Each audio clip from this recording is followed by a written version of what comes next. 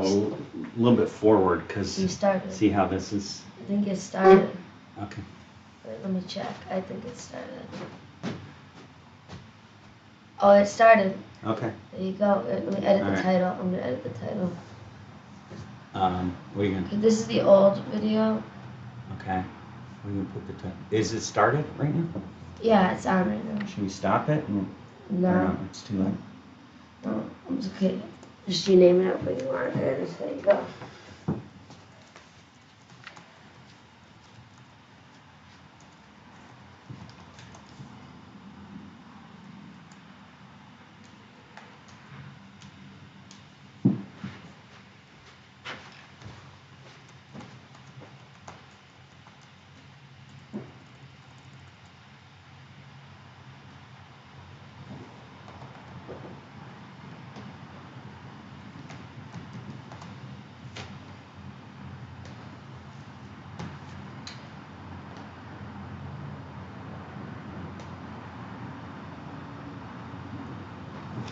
Alright guys, we're just getting the title of live stream updated and then we'll be right with you. I'll update the description later. And okay, let's get started. We're gonna introduce the parts here and then we'll get on with the build. So first thing, this is our fall build. We haven't done a build since spring, and that was a computer that my son's still using, and we did finally get an appropriate graphics card for it and installed that. I was gonna do an update on that, but when I recorded the video we didn't have sound, so I still haven't gotten around to dubbing sound over top the video. But so anyhow, I'd like to introduce what we're building here. So this is a really good budget airflow case. This is a tempered glass mesh. It's the Phanteks 300a, and so we're going to use this because it gets really good airflow, and it's a cheap budget case. So next we're going to use the AORUS B550 Elite motherboard. And this is the AMD AM4 motherboard. It's got doesn't have the Wi-Fi, but we got a Wi-Fi adapter we're going to put in the PCIe slot, and it's got 2.5 gigabyte LAN, and so that's that. Let's see. Next, we're going to install in it 16 gig of the Ripjaws, a G.Skill Ripjaw 5 RAM, 3600 megahertz, 8 gig by 2 sticks. So that's that. Next, to go with the case, we also have a Phanteks Amp Series 550. It's 80 plus gold certified, and it's fully modular and comes with a 10-year warranty. So this will be perfect for the graphics card that we're installing and everything that we have. So it should be really good. And it's such a small but tight airflow case. It'll be nice to have the fully modular, because then we can fit the cables in and everything. We're not going too crazy. We don't have a whole lot of RGB, but we do have a little bit.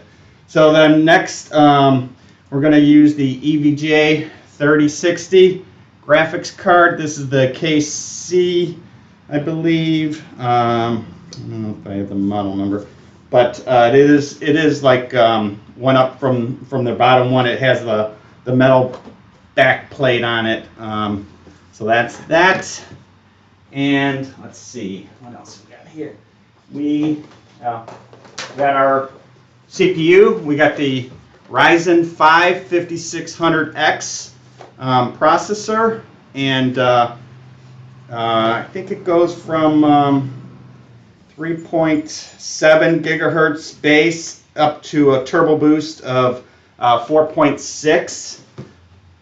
So that's going to go nicely in there. Then we have 3 Phanteks SK D RGB 120 fans we're going to put in the case. One note, we already moved the one fan, the black fan that came with the Phanteks case. We moved it to the top. We're going to leave that one in the top. We're going to put 2 up front and 1 exhaust in the rear of the case for airflow. And then next is kind of a budget air cooler, but we have the ID Cooling SE914 XT, which we think will be fine for this case, since this case already gets really good airflow.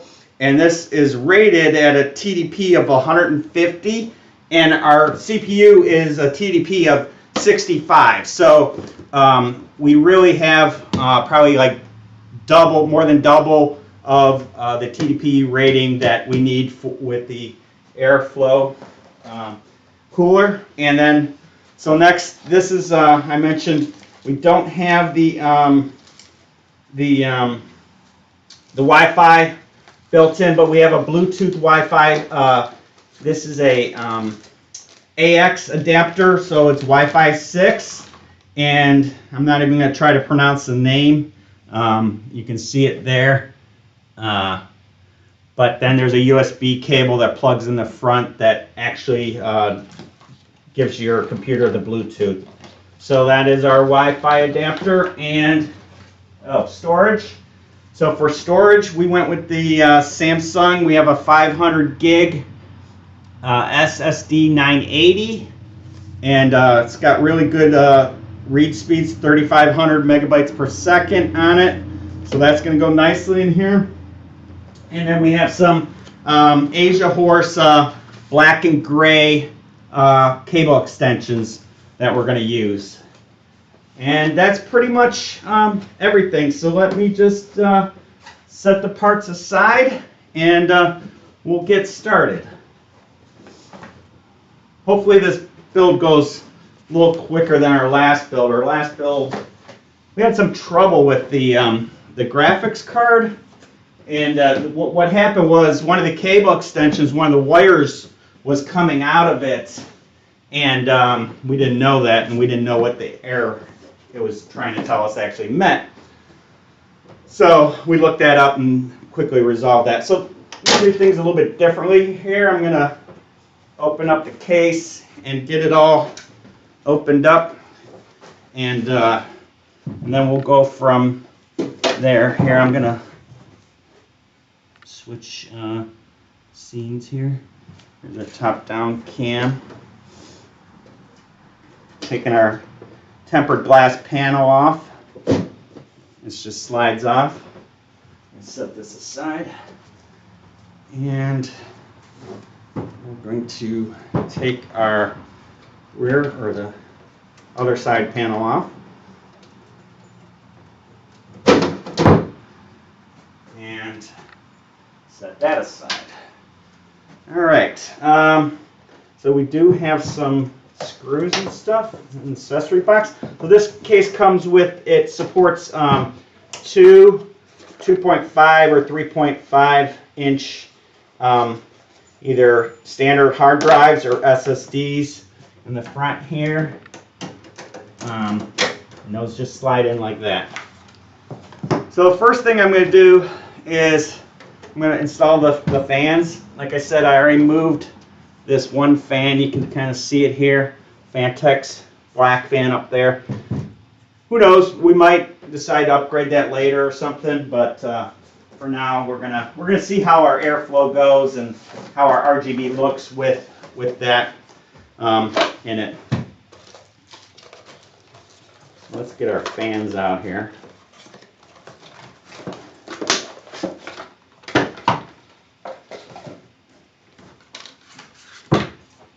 There's 2 of these.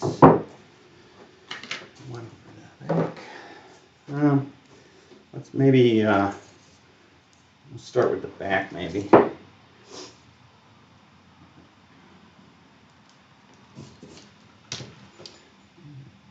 Maybe give it a little extra light here so you can see what's going on. So this is going to be an exhaust fan.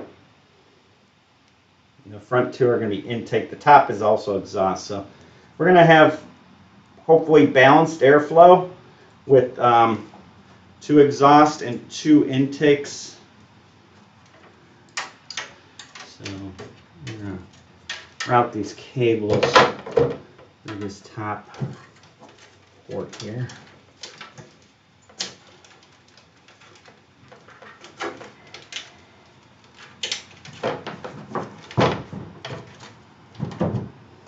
One thing we do have to install are the little isolators that prevent vibration from occurring.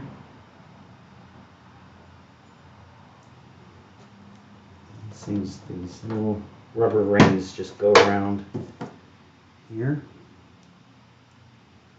So these are pulse width modulated PWM fans, which means that the motherboard can control the speed and respond to temperature changes. So let's say the temperature's rising a little bit as you're gaming, it will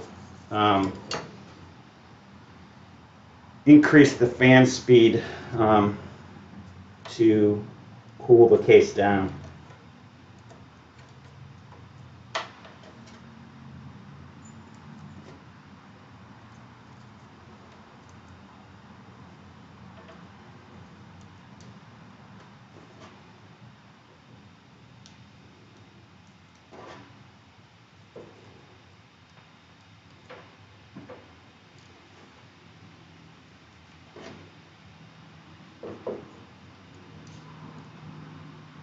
Okay, so we got that. And then we'll just get our screws out.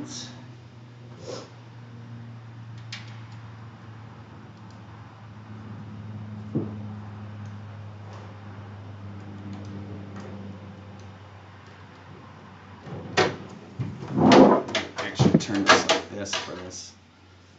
I'm going straight down.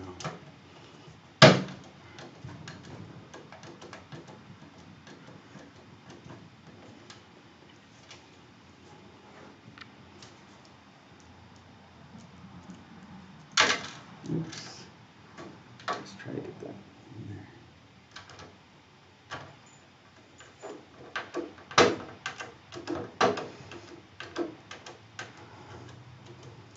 there. So this case, if you know of Gamer Nexus, he does a lot of technical testing of airflows and stuff, and he did a video a while ago that showed the capabilities of this case. In the stock format, this case, it really doesn't get very good airflow.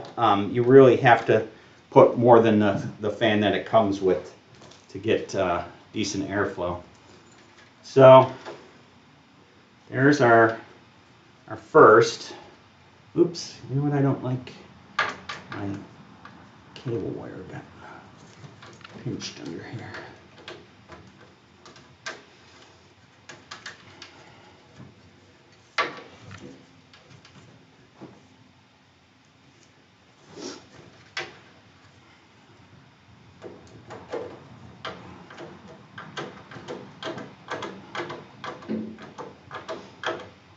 Okay, that's the rear fan. Let's get the front two in.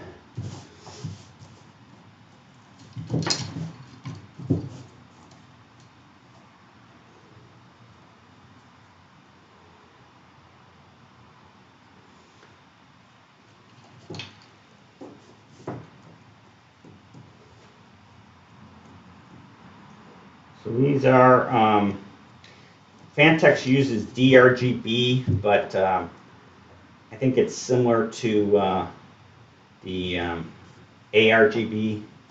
It's just their own branding of it. So let's get our rubber things on. Next.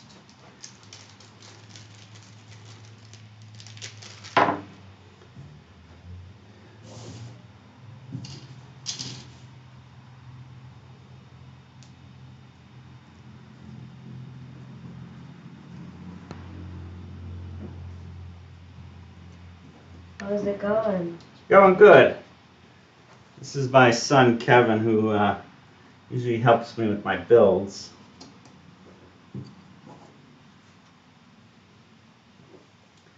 Got the one rear fan installed,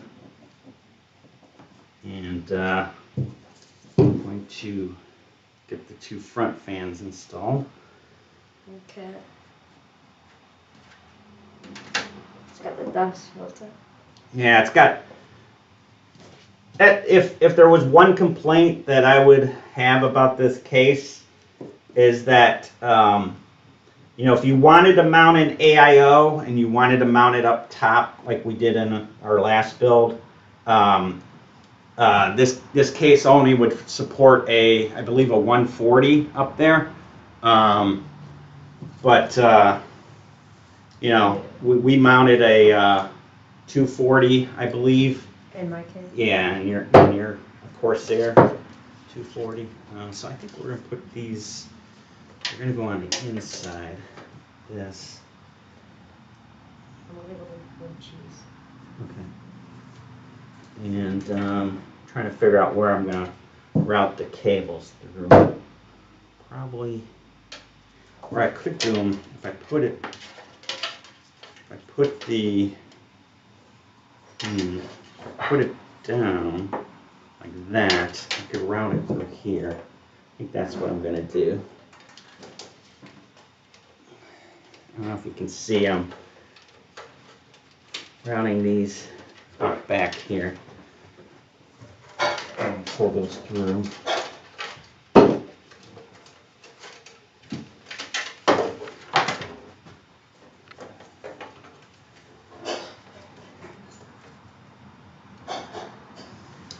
See there? Actually, maybe I'll do like what we did before with the top down.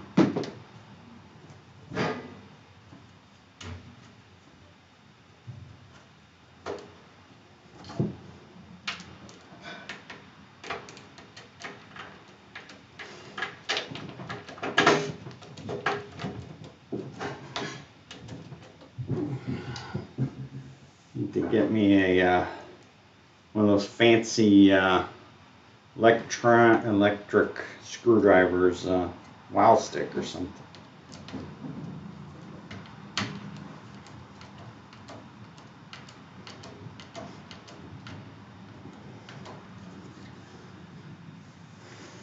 There's 2 of the screws.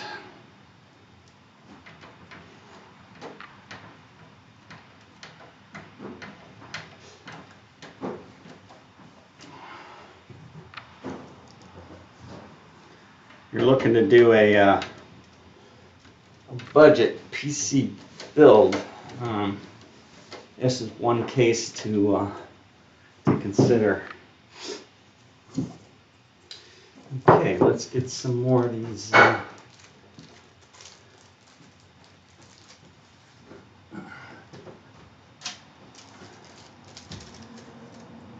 These isolators.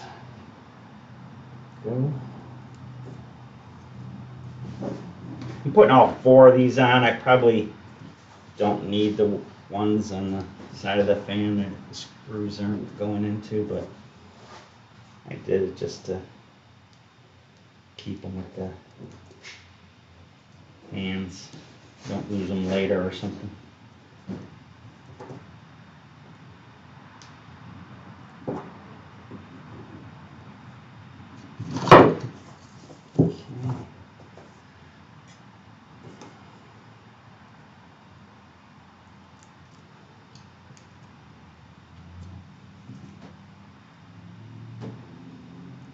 So, let's see, I've been building computers for a long time, but I kind of got out of it for a while.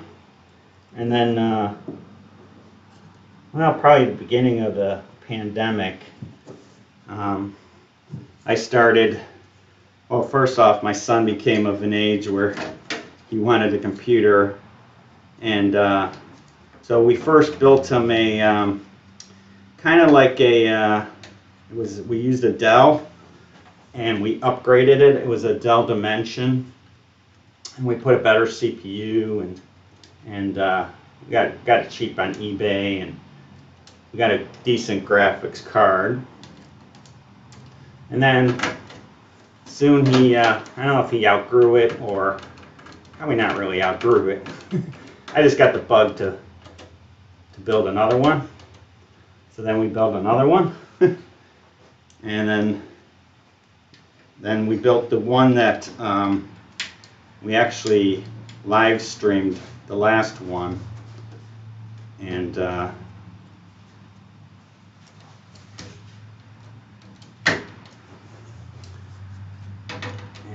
now we're building this one. So kind of keeping the streams going, trying to at least.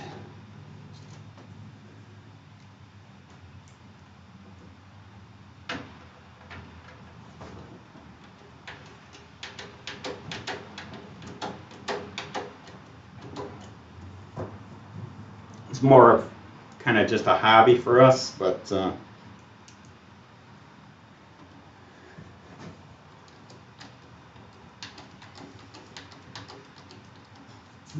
I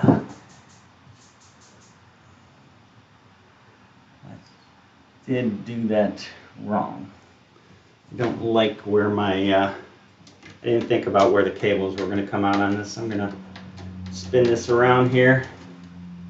Take me a second.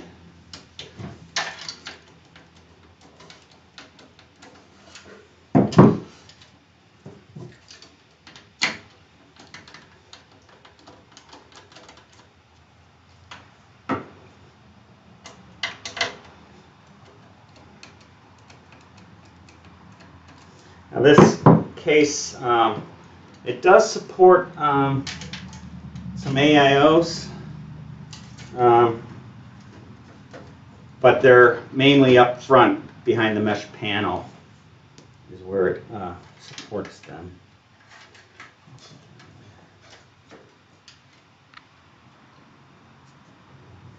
Other than the, the 140, I said that you could put up top.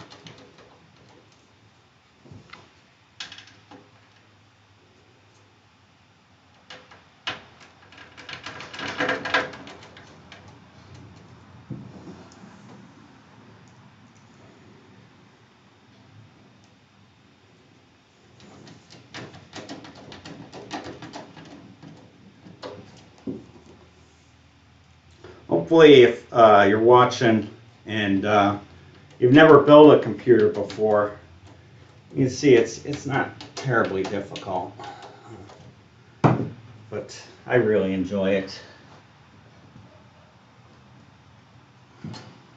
All right, there we go. We got our two front fans. I'm gonna try to route this cable. I think up through. There's a port near the top where the front panel connector wires go through. We're going to kind of route these cables up through that. Some of these, actually, the fan headers, it's really just the RGB that I think we need to route, because the fan headers are going to plug directly in the motherboard, I think, but we'll just get them out of the way for now. We can figure out where those are going to go.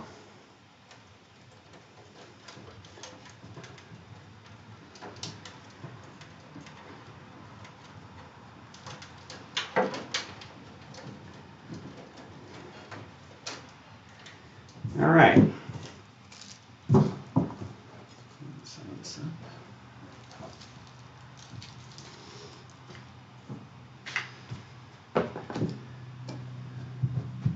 So we're going to set this aside for now, and we'll come back to it once we have the motherboard built. So next, let's get our motherboard out.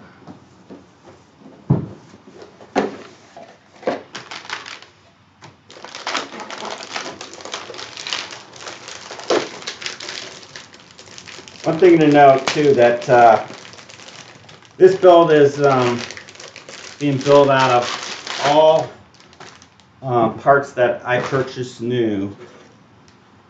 So there are no kind of used parts or anything in this build.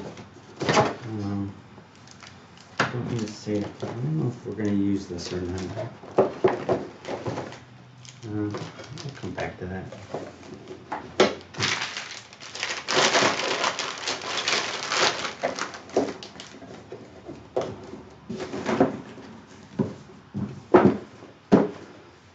Okay. The first thing we're going to do is we'll put our CPU in.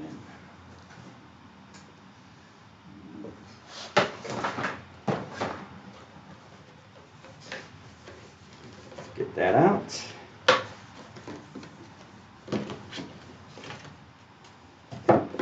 We're not going to use this stock cooler.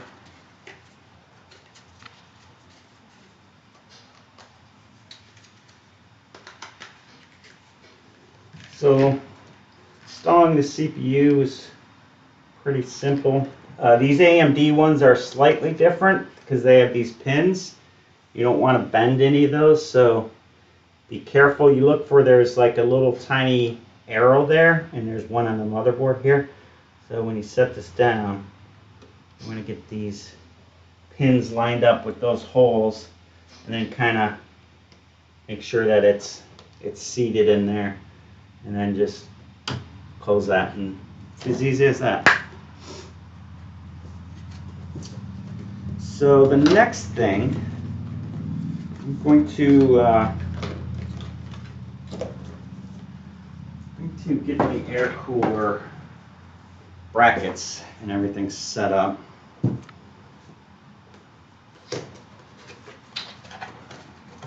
One thing I quickly want to look at. Okay. Yeah, with the AMD mounting.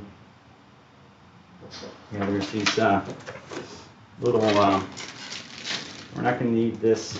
Yeah, we're going to need these and these washers.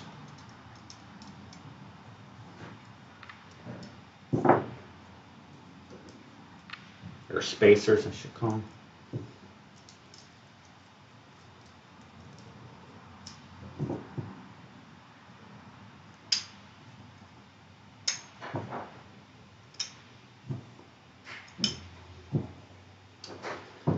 Okay, and then the brackets for the AMD are going to be these ones.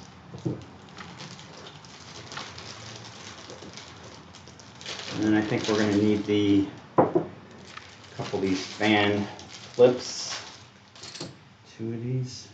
They give you extra these clips that you can actually clip on a additional fan if you wanted to go with a push-pull configuration. You can do that. And we need 4 screws. Okay, so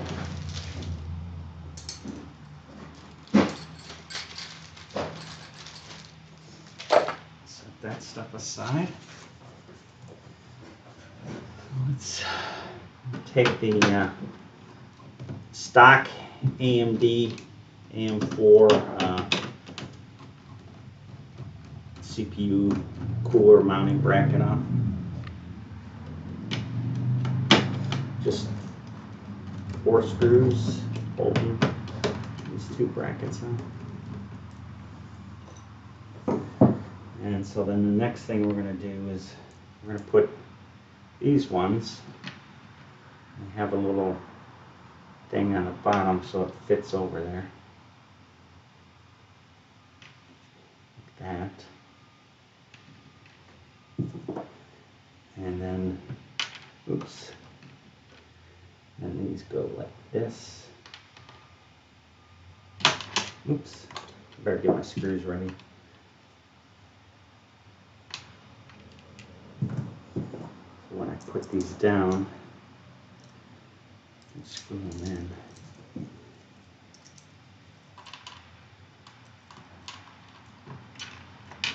Oh,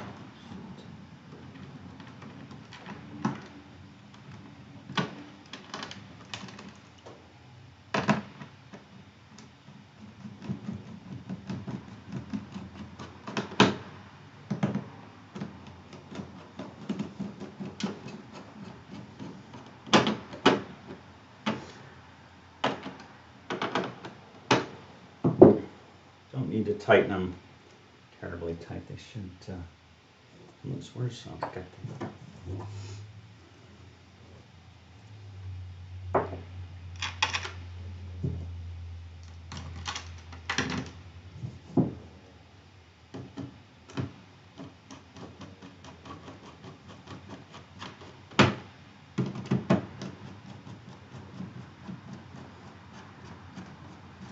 You see the brackets, they're raised a little bit off the motherboard,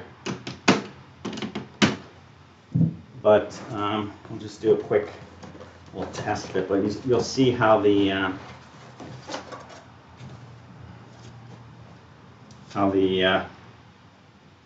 cooler mounts.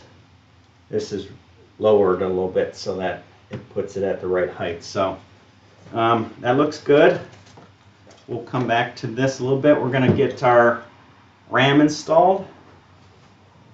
And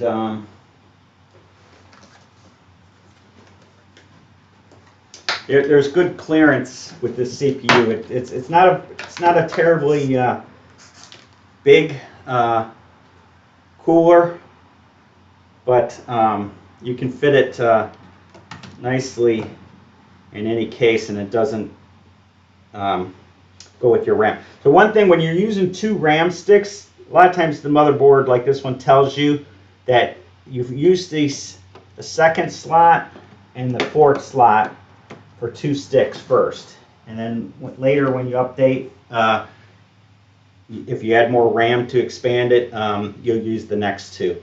But the one thing to note, there's a little slot in here, and that needs to line up with this. There's a little slot in the connector, or like a thing that goes into that slot. I don't know what you call it. And so then just gonna get it lined up, and then we're gonna push down on both sides until you hear that click. And that click, it clicked in nicely. And then you can actually close those two. And then the next one is the fourth slot over. So line it up again. And then we're going to push down with our two. And you hear that nice click. All right. So the RAM's installed. I dropped one of my CPU cooler things. Sorry about that. Set those aside.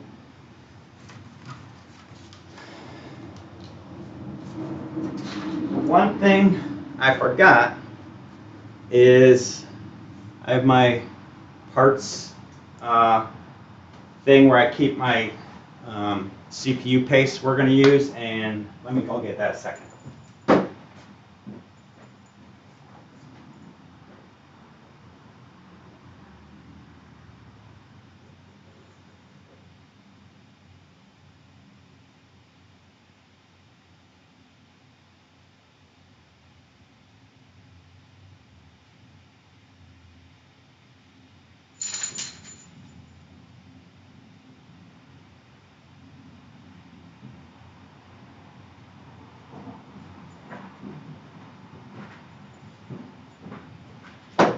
I got a little, I use a little like a fishing box for lures that I keep my, all my screws, extra screws, things that sometimes, you never know what you're going to use on when you're missing a screw or something, or you need something, have a spare part.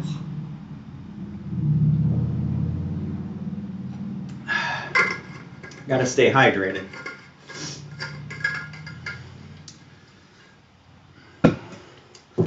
So normally I use the this Arctic Silver, but looks like I'm almost out of it. I got to pick some up.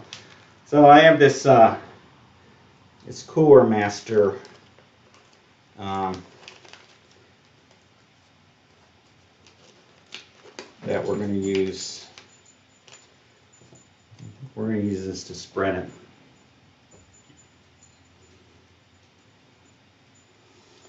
So we're going to give a good little dab about like that. They normally say a piece size is good enough. Actually, I've used this before. I'm going to use this.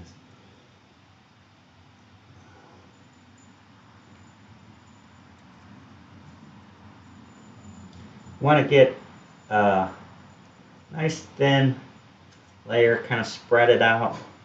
What the thermal paste does is any microscopic kind of imperfections in the surface will get filled in with this, and this will conduct the heat to the CPU cooler.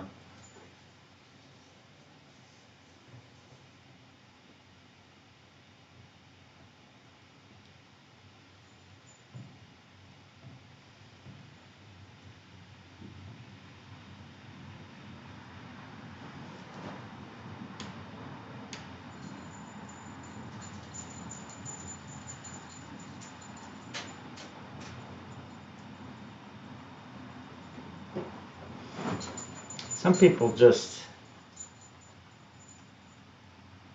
put the paste on and press the cooler down, let the cooler spread it out. I like to kind of make sure that the whole surface is, and if there's, I try to, like if I put too much on, try to remove a little bit extra just by going over it. I might even take a little bit more off of this.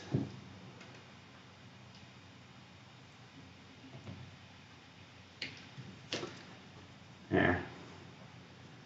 That should be good, because when we press this on, it's actually going to, when we screw this on, it's actually going to press down in it. So this CPU cooler has 4 heat pipes. It's I think they call it a direct touch, where the copper and the heat pipes actually directly touch the CPU to kind of conduct the heat away.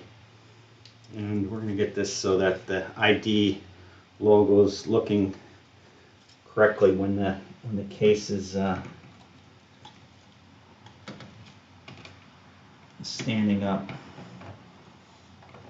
So now there's little springs. You just want to get them started first.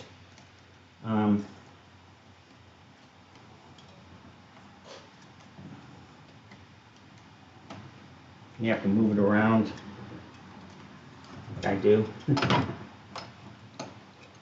of move it around a little bit.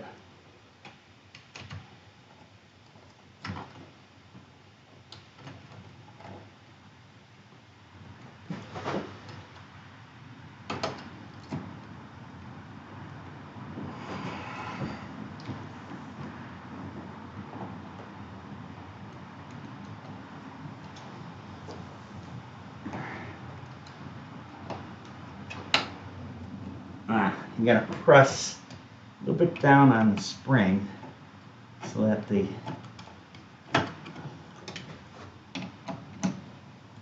screw meets the, and it should just screw all the way down till the spring compresses all the way. And it's actually spinning now, so that's as tight as it will go. So the next thing we're gonna do, we'll put our fan on in a little bit. We're gonna put our SSD in. So we open this. Here we go.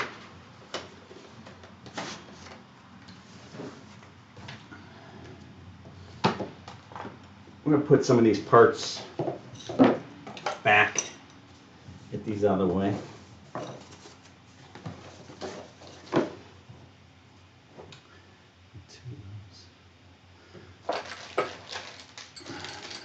Extra part for, I'm sorry, you probably weren't seeing that whole thing, so let me switch cams again. Alright, So we got the CPU cooler installed. I was on face cam there. So first thing we're going to do is we're going to take this, got a little heat sink here on the motherboard for the M.2. It's actually got two M.2 slots. There's one with the heat sink and one without. So we're going to use the one with the heat sink as our primary. This is going to be our primary Windows OS drive.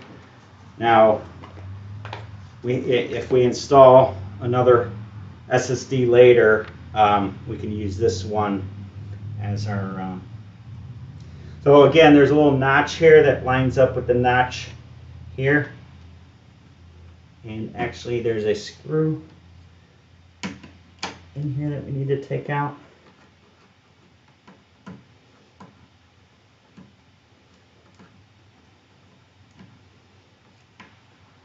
Tiny little screw, don't lose it.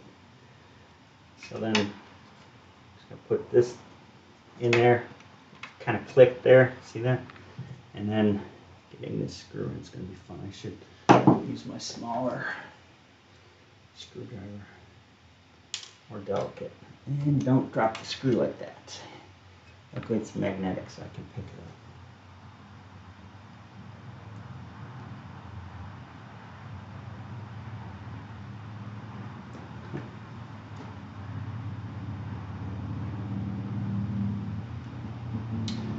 Come on, screw around the head.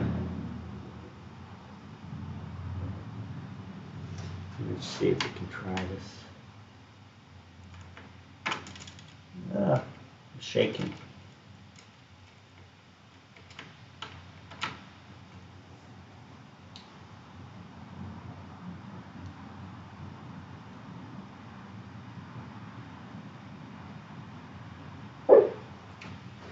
Quiet.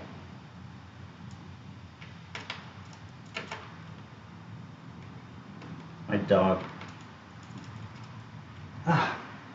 Now I'd do better if I was sitting down here. Let me grab a chair a second.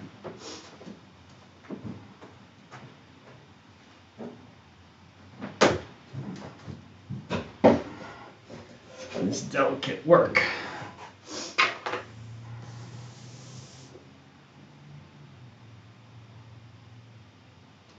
The screwdriver, the tip of it, the screw doesn't want to stay on it.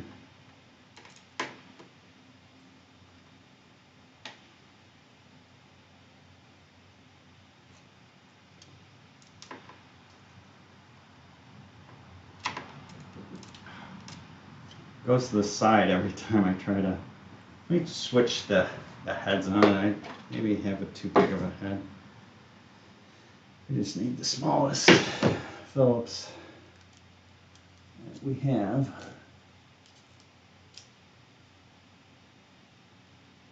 And that was the trick. See that? It's just having the right tool. Alright, so there's a little peel on the back of here that you want to peel off so that it sticks. And this thing, there's a little slot that fits in, and then screws back in. Like that. So now the SSD's installed, our memory's installed. We have a couple peels here to do on our I/O shield. It's already installed on the motherboard. That's a real nice feature. If you've ever built one and you forgot to install the I/O shield, that can be a real pain. Looks nice. It's got some nice heat sinks over the VRMs.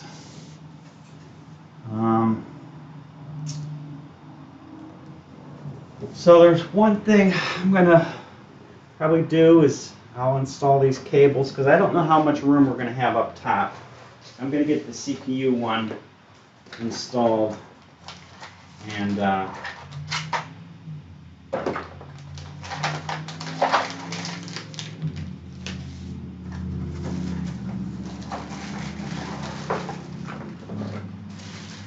we'll put our motherboard in.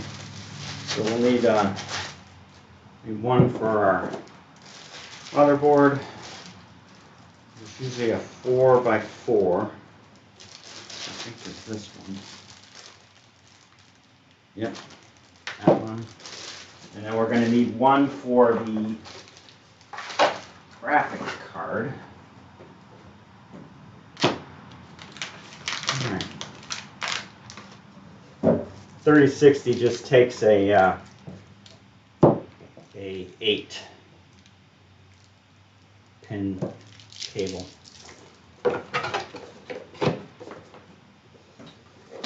So, I don't know if we're going to need any cable cones right off the bat, but we're going to get this installed because sometimes it's tight up top, and that way you make sure you got a good connection while you have the space to install it.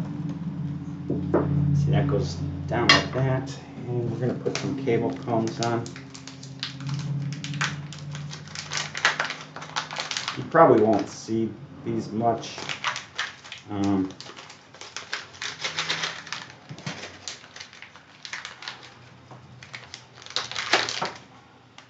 some 4 ones.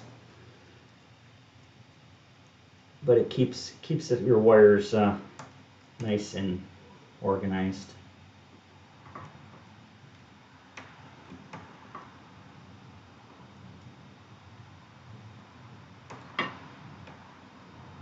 Now you're probably thinking, why am I using cable extensions on a budget computer? I think it makes it look nice. I like, they're only like 20 some bucks for the cable extensions, and you want to build a nice looking PC regardless, even if it's a budget.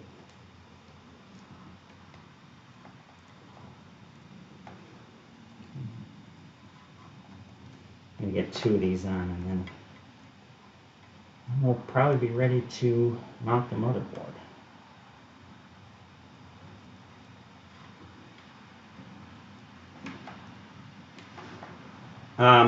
You can leave any comments down in the like or like the stream if you like it, and we'll try to answer any questions you may have. We didn't need these. Let's clean this stuff up and make room for installing our motherboard in our case. So let's set this aside. You know what? One thing I'm going to do is I'm going to get the fan installed so we can plug that in, because again, the CPU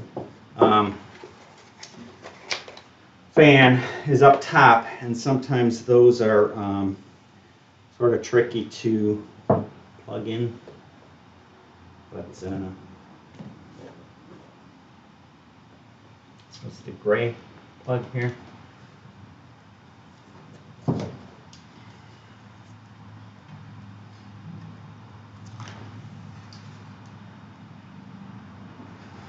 way these work is these things go through here like this. Going well? Yeah, I think it's going well. Is that the fan? This is the CPU cooler fan. Yes, yeah. Yeah. I've really had, I like these ID cooling fans. I've really had good luck with them. You can kind of see the that. motherboard again? The motherboard is a Gigabyte AORUS AMD or AMD CPU. We're gonna maybe try to tidy this this cable up before we put this in. We'll try to get this hidden a little bit.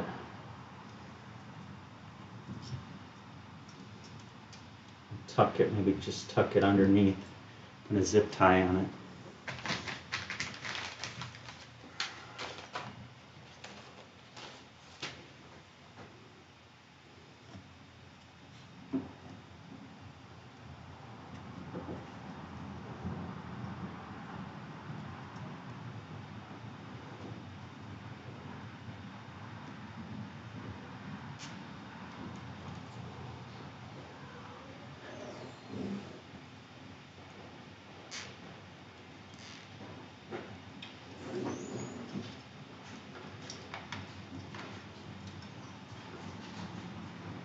One thing, I don't have my snippers here, I don't think.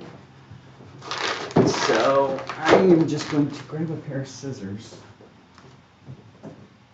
And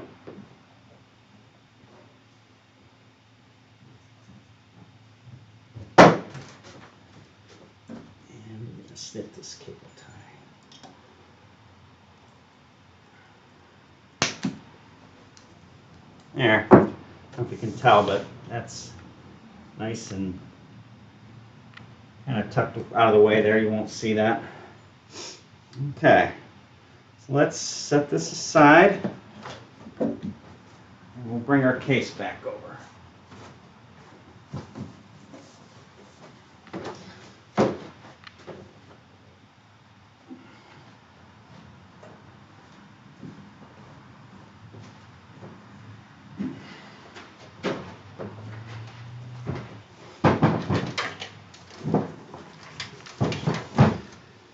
And we'll get our accessory box out, which should have our, what does it come with? It's got some bunch of screws, not really sorted or anything, and some cable ties, and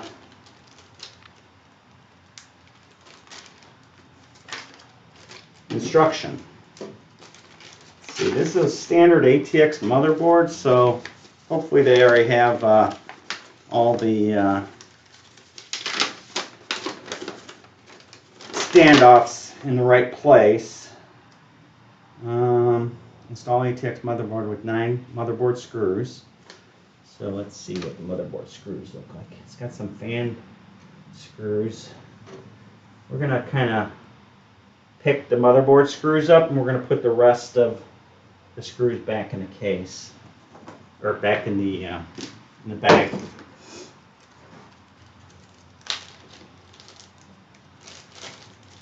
It's nice that it even came with fan screws. A lot of times the motherboard doesn't come with those, or the case doesn't come with those, but the you get those usually with the the fan company that you buy from.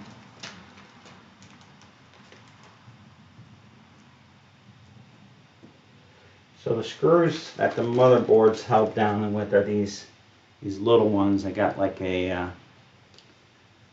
know if you can see that, a small head on them. So we're going to need 9 of them. 4, 5, 6, 7, 8, 9. I even give you some extras.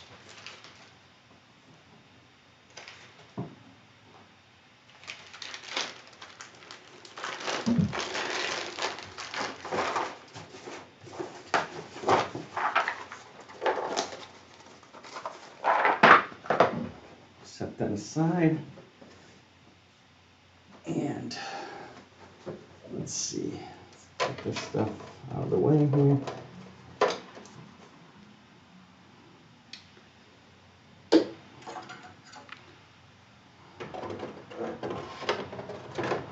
We're going to kind of feed this the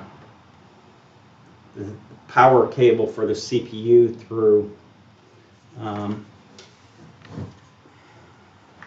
It's going to be the difficult part, getting this through before we screw the motherboard down. Kind of a tight hole up here, but it should fit.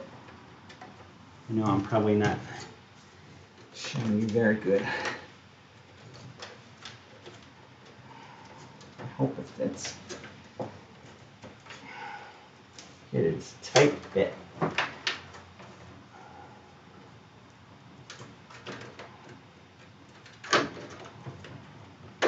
There, we got it. I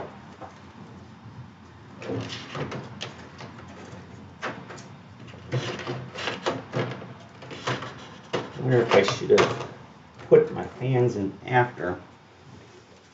We're having a little bit of trouble getting this I/O shield underneath them.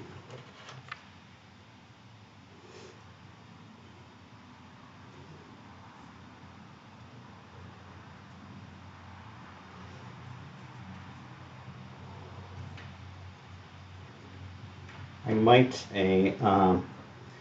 thinking about taking this out. So we can get this in there. Sorry about that, guys.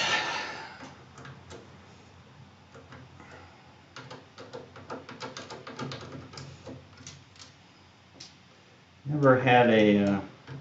No, I usually don't install the fans in this order. Thought I'd do something different, and as soon as you do that, that's when you run into an issue.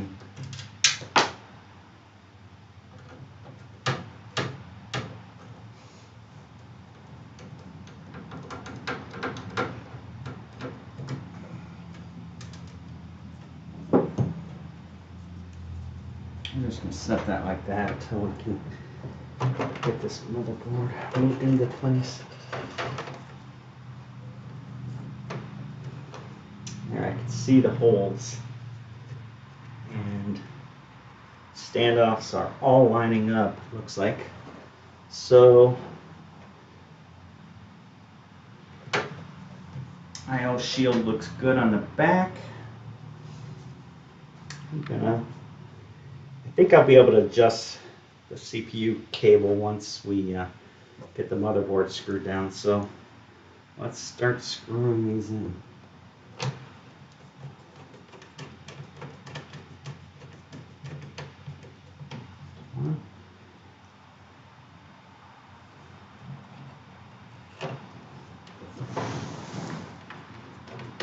Hopefully you can see what I'm doing here.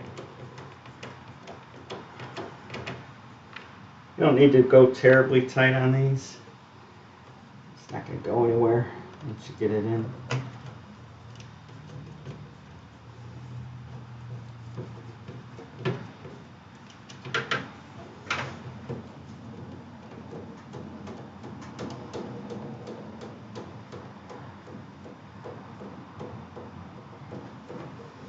You can kind of feel when it's all the way in, it kind of stops turning. This one I'm going to use my other screwdriver for, because it has a better magnet on it. Where did I put that? I dropped it on the floor.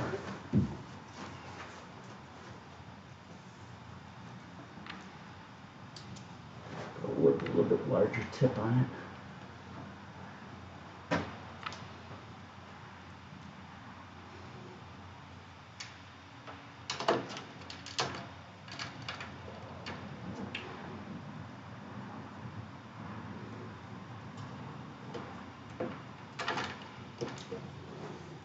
Okay.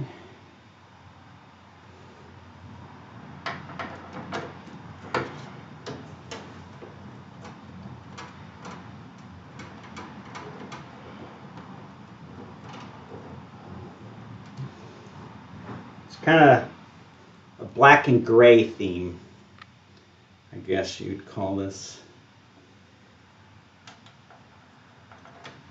Kind of monotone.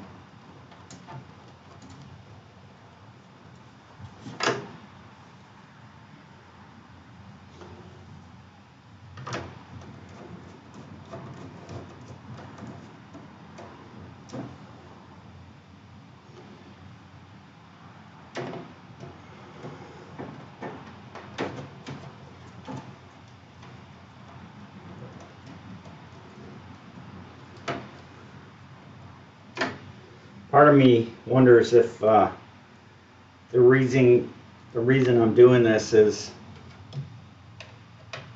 I'm actually building my resume when I retire. I would just love to do this all day, building computers.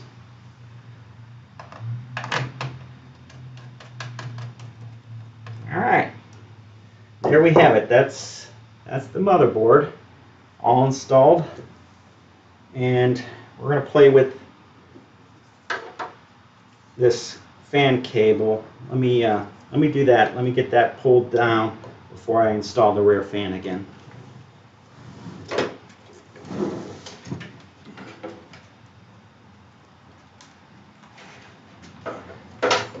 Get this looking kind of pretty here.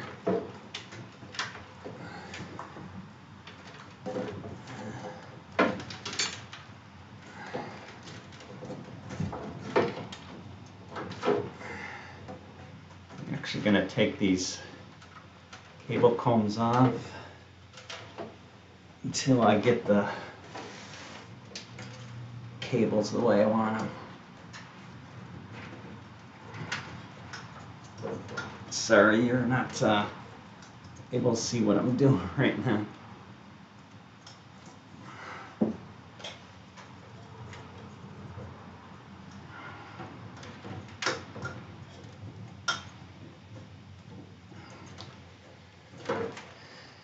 Let's see.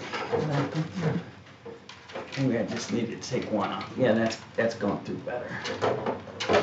Okay, that's going through better. Okay, so now we're gonna reinstall the rear fan.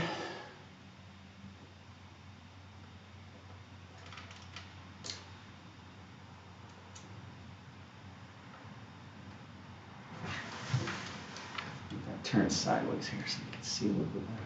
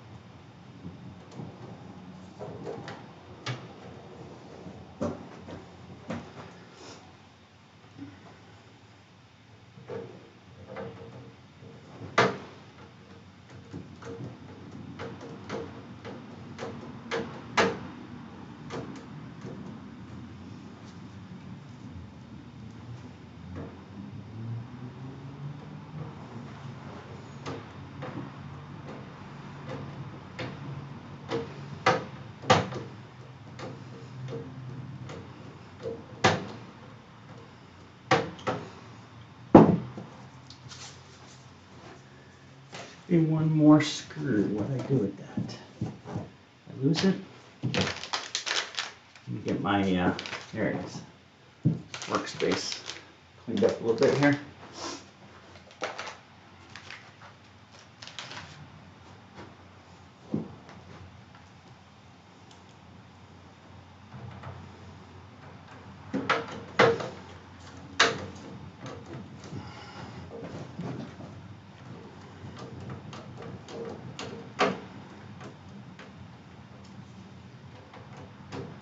Check that the fans are tight. And they don't need to be real tight. They're not going anywhere. All right. So actually, you know what? This,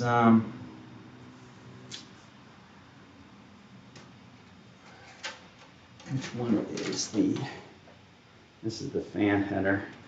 I'm going to actually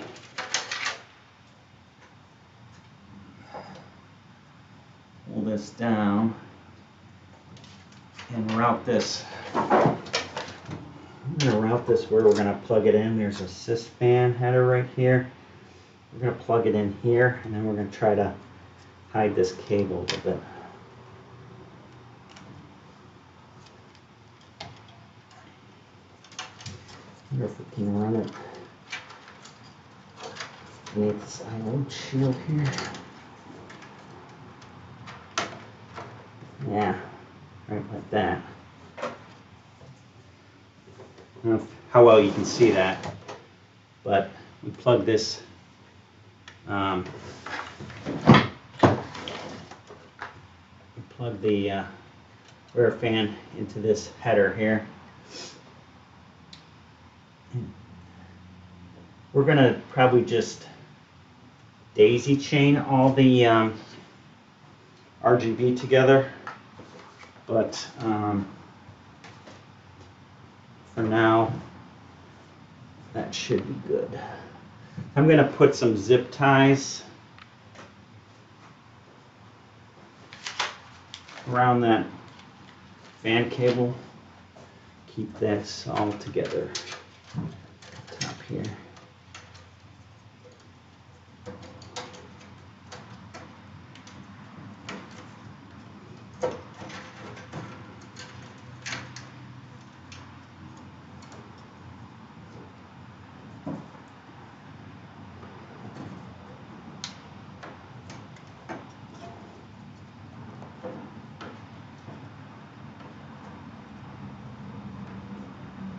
Keep the extra cable length out of the way.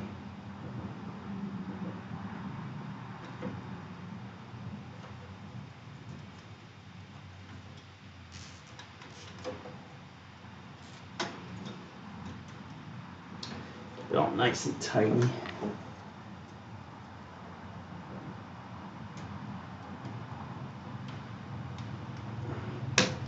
I'm gonna find where my clippers are.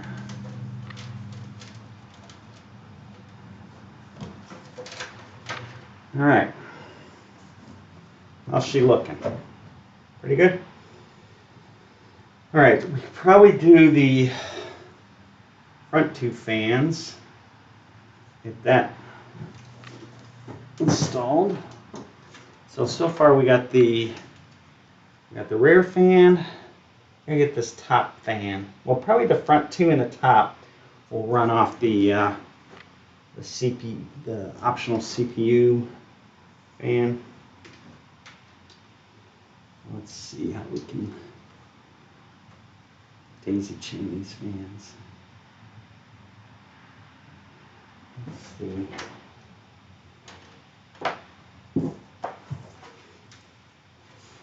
So here, our fan, and then our top fan.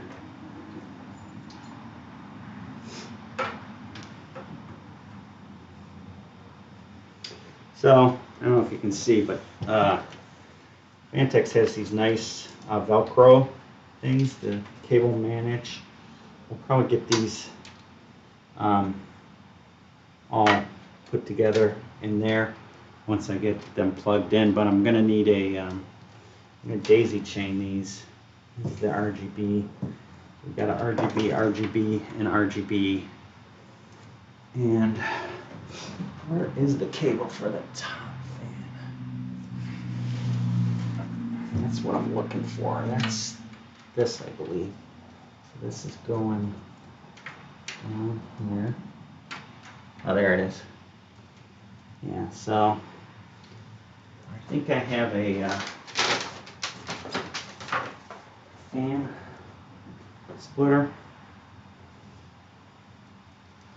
So we plug these into it. Let's see. Here's the bottom front fan.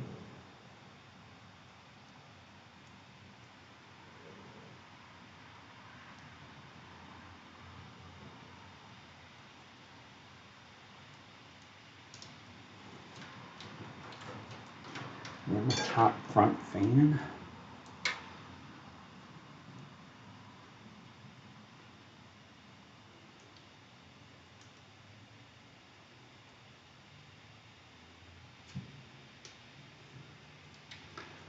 And then this other top fan.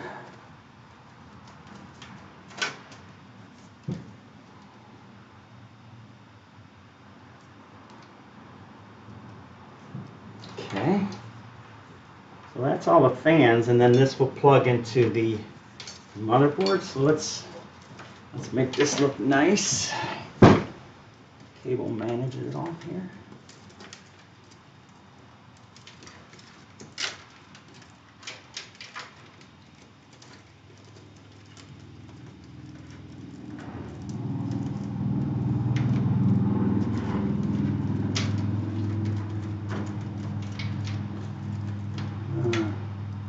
Actually, I'm going to leave the RGB out for now.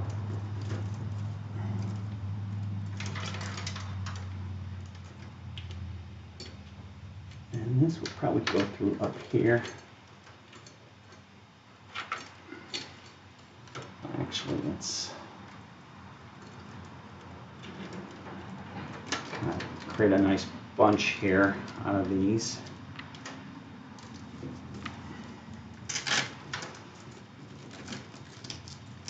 The nice thing about the Velcro is you're not, you know, you can change it later, and you're not cutting your cable ties. Let's see, where did we pass that through? Did that come through?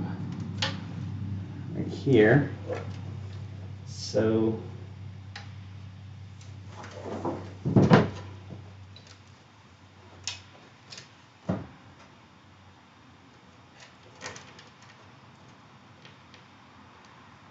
I'm just going to plug this one right below where the CPU fan goes.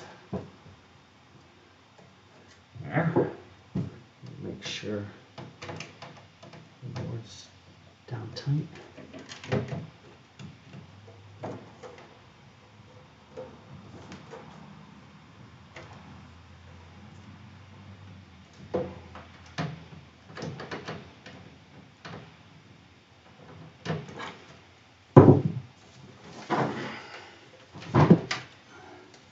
We can just pull back a little bit extra slack there.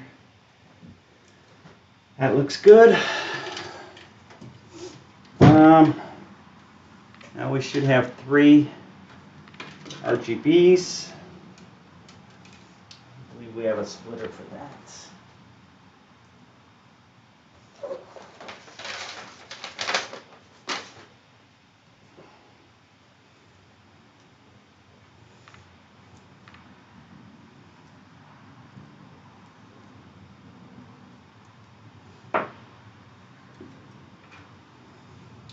So let's see, this will be 2 of them. So we'll probably use this for, let's see, oh, let me see what the,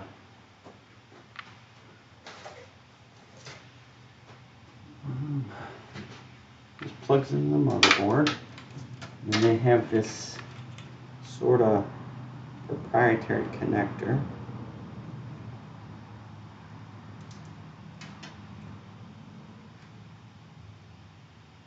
Did they each one of these have that?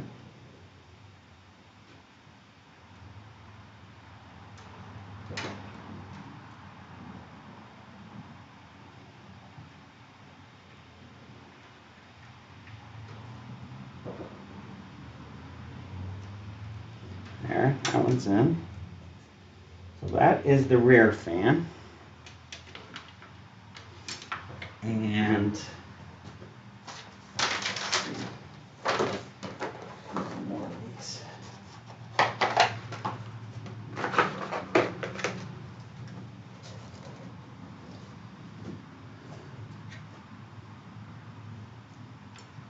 So that goes to the motherboard. And we have 2 more in there and 1 here. Can these just daisy chain?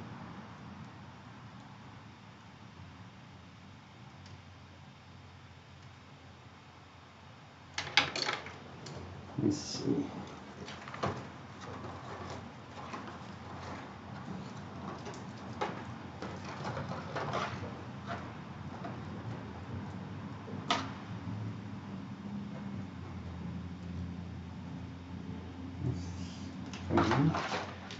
Got a bunch of various connectors here that I use.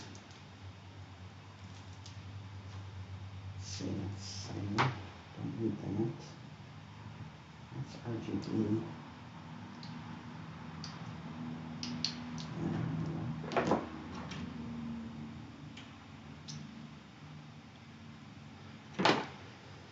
So I was going to see how, if we could use the minimum amount of RGB connectors on the motherboard and connect them all together.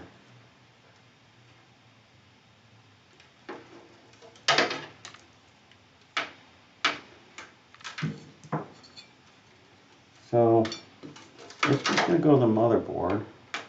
Yeah. So I have this can connect up with this, and we have another one here. So I think we can just do this.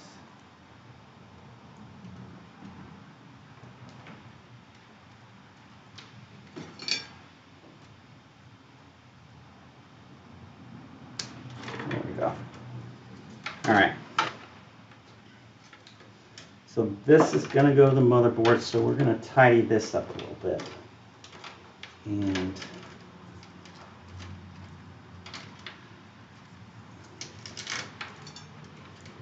I'm going to zip tie these down. I'm going to pass this through here next to where we ran our CPU fan. Pull a little bit of that back. Let's get that connected up first. So the DRGB is the 3-pin. I don't know if you can see that. And it goes right here at the top of the motherboard.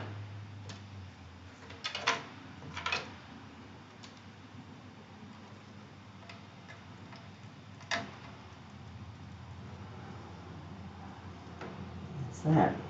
Goes out nice and easy there. And so now we're going to pull any kind of extra slack out of here.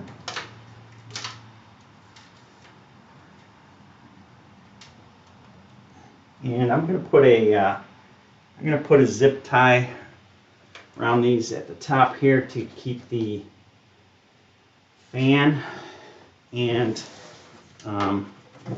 RGB nice and tight here so that they don't come undone. I actually have a tie off here.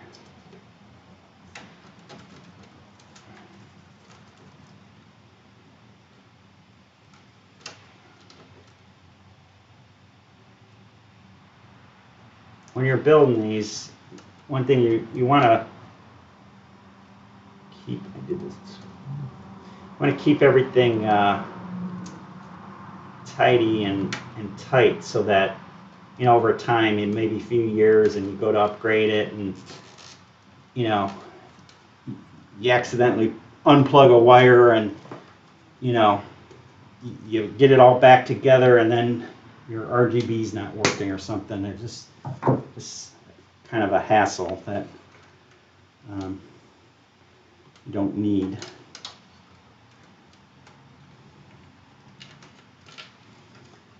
Actually, I'm going to run another one up here too.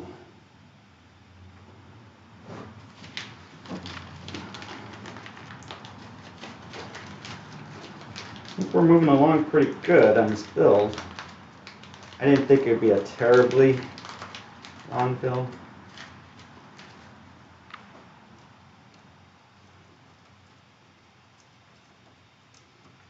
I think my son stayed up too late last night. He was didn't want to build today. Too tired.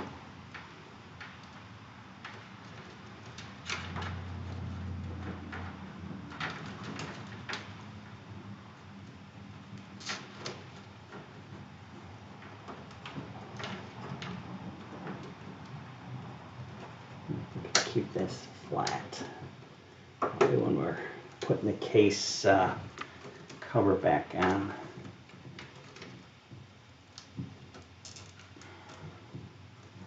Should go on, no problem.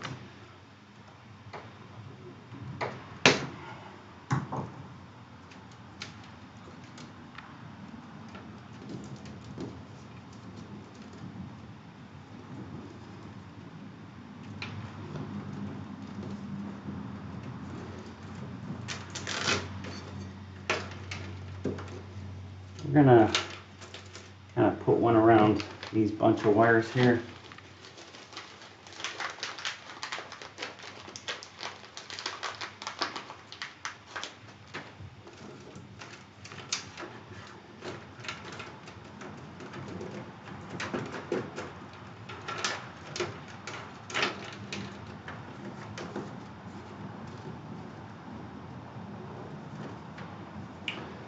If I could just go around the case power cords to keep this all together.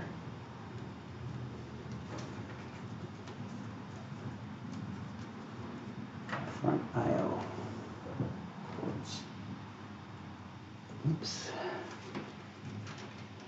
Hate when that happens. When you get the thing twisted.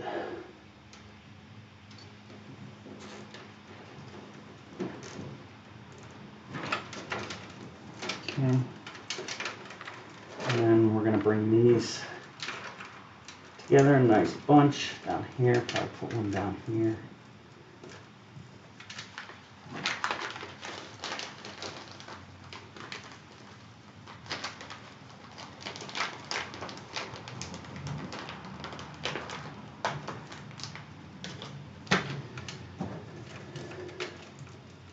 Hopefully we're not jumping ahead of ourselves here, and when we go to plug in our front I/O and all that, we don't have to undo any of this. So with that being said, let me just, we'll come back to this. Let's turn her over, look at it. Make sure everything's plugged in still.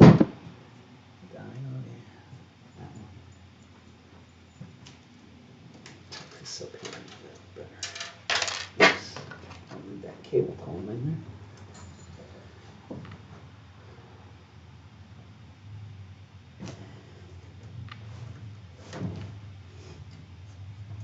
there. Okay. So, that being said, where are our front I/O cables? Here's one here. Oh, don't tell me. Don't tell me that got crimped in there when the motherboard got put in.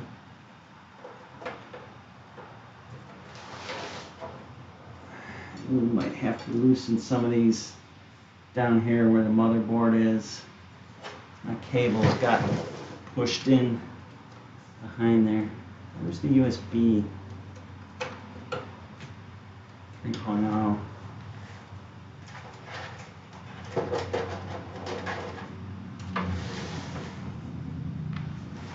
Oh, you know what?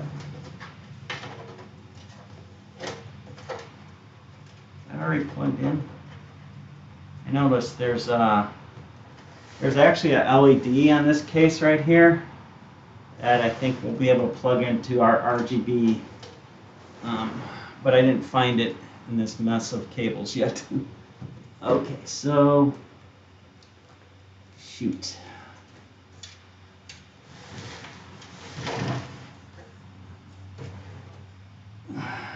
We're going to loosen some of these bottom screws.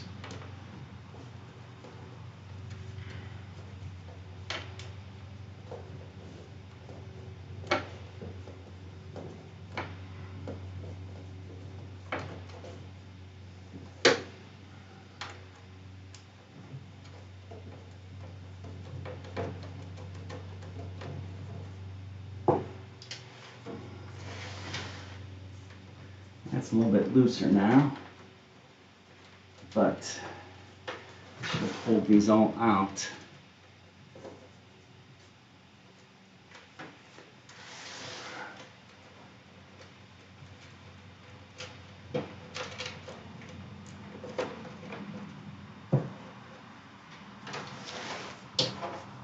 Sorry, guys.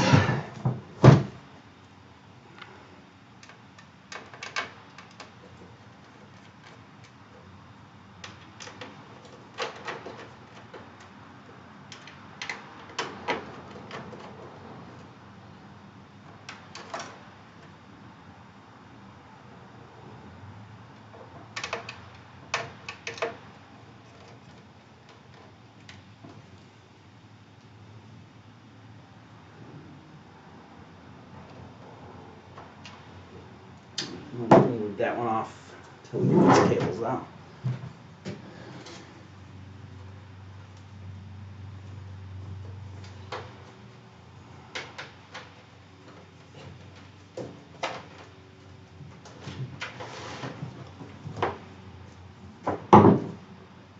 Take them out. There's two ways to do things, the right way and the wrong way.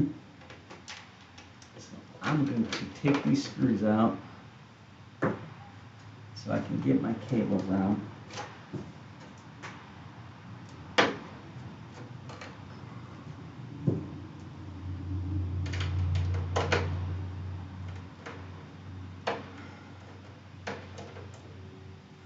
Didn't realize they were getting pinched behind there.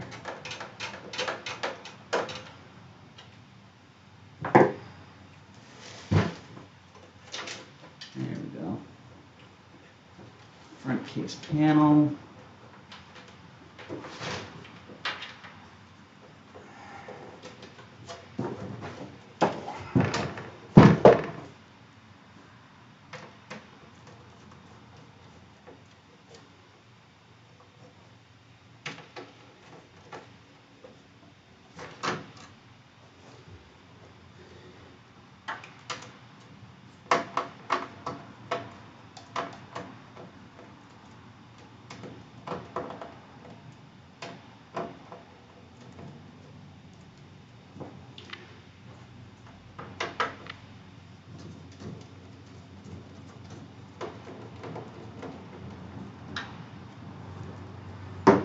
Alright, now the motherboard should just be loose. And we can get all our cables out.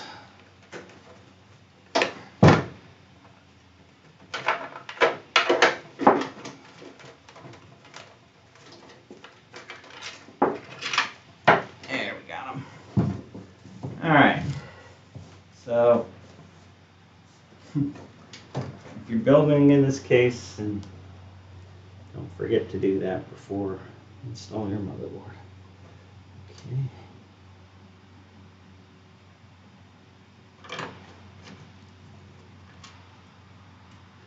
Make sure these all line up.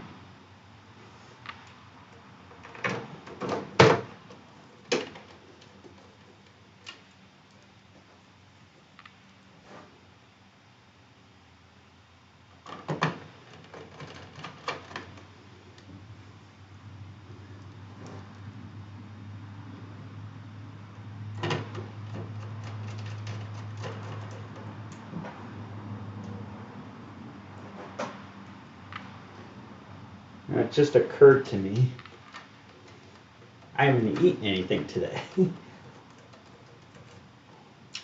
I had a cup of coffee, and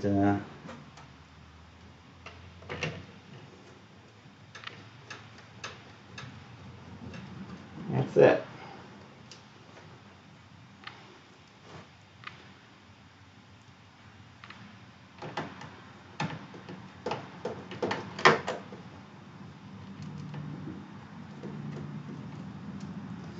I'm gonna take a sip of water here.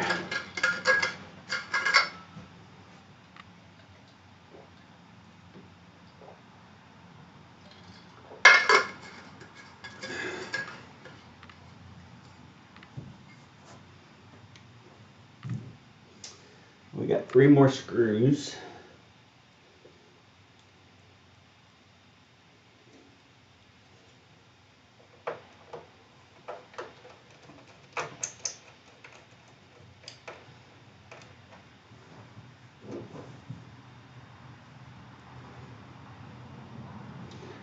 Two up top here. And we'll make sure they're all tight once I get them all reinstalled.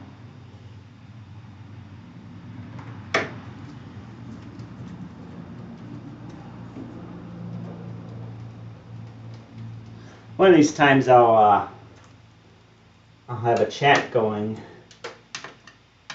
so I can answer questions, anything while we're building. What would be nice is if my son was here helping, he could read the questions to me, and I could answer them for you. I could keep that in mind for next time. All right. So let's get our front panel and USB connectors installed and our high definition audio. Let's see, so audio is probably going to come up here. And yeah, the pin missing in one spot, so that tells you how it goes. So actually the HD audio goes up on the connector.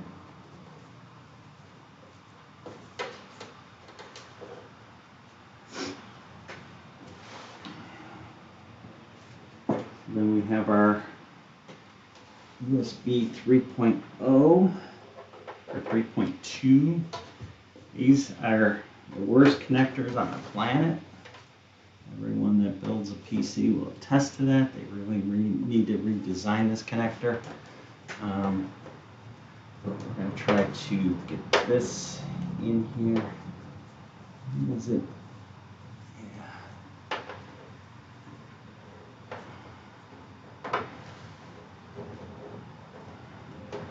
You want to make sure when you get that in that, you can see it there, that you're straight on with it so that when it snaps in place,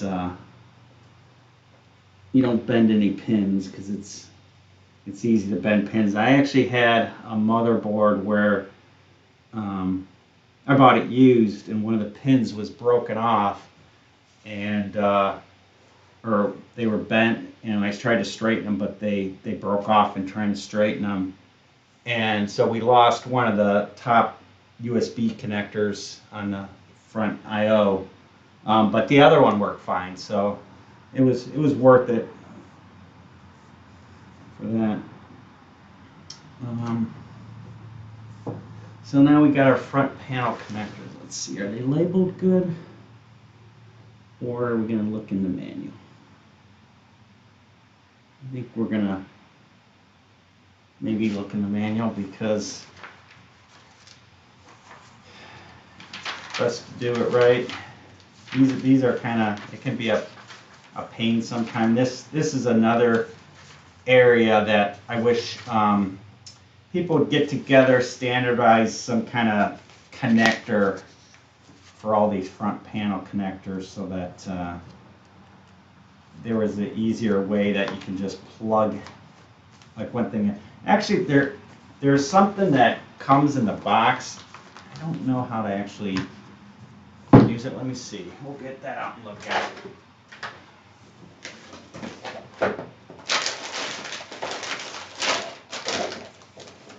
When I did my son's build, we didn't use this. And let's see if this makes things easier. Oh, it actually has them labeled. See, you don't need to look in the manual to use this. Just cut this open.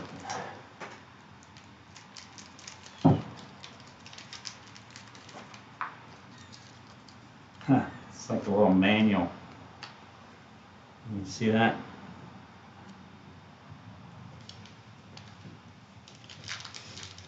Let's see.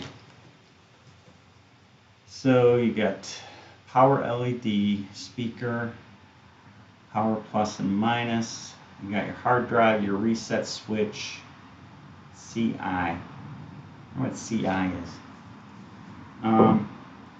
So power LED is the one that goes on the top. So let's bring our front panel connectors into the case here through probably this one. Hopefully you can see that. And then somehow they're supposed to clip into this connector. So let me do that one at a time. I'll turn it like this so you can see. So you got power LED, plus and minus. So here's minus, goes in first.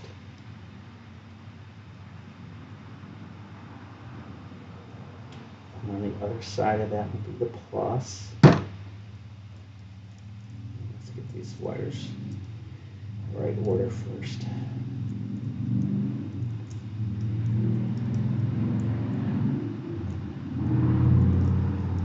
I actually used a ASUS motherboard before, and they had a little header where you kind of pulled it off, and then you put the wires on the header, and then the header just fit down over the pins. That was nice. And this is power switch, power LED. Power switch is here.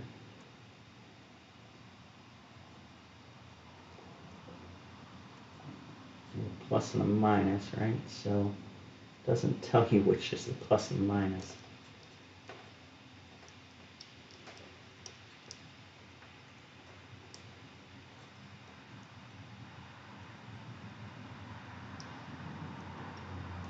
Let's see, wait. Power LED.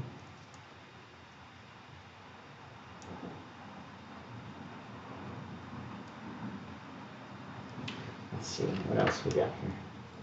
We got our hard drive and our reset switch. So let's get those. Reset switch goes here.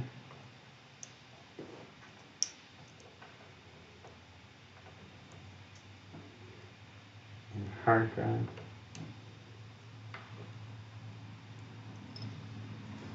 Now I'm going to look at the diagram in a second because we'll show you on the motherboard which is the plus and minus. Hard drive plus is on the right. Oh yeah, there it's marked plus and minus. Yeah, so the lettering on the connector kind of faces up. So once those snap in, and then we got the power LED, so we just have to get, is this the reset switch? Yeah. So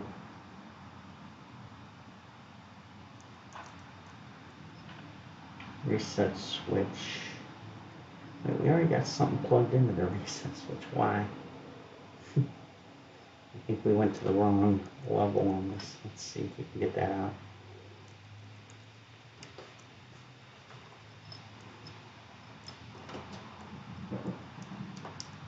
Oh, that is the reset switch. So what is this last one? It says power switch. I'm reading it wrong. Okay, power switch goes down here.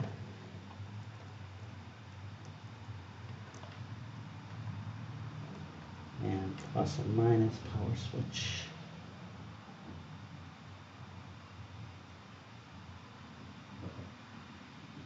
You know that right?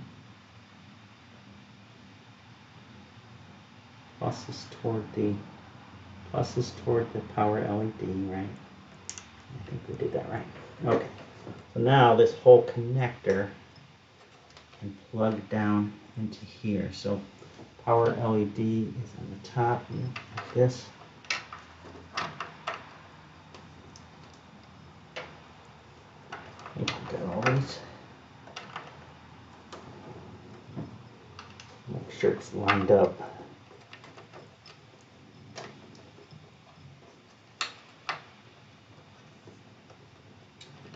I should have done this before the USB 3.2. Then we would have had more room.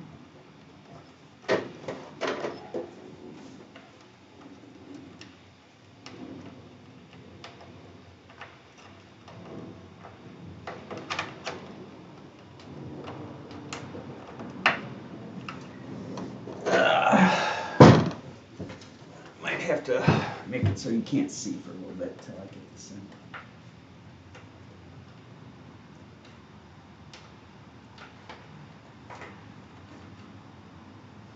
Let's see.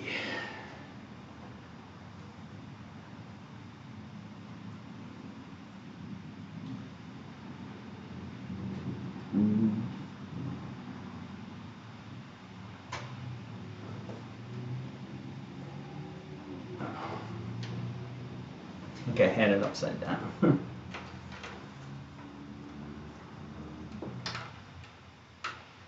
Yep, and if you do everything right, that should just go right in there, like so.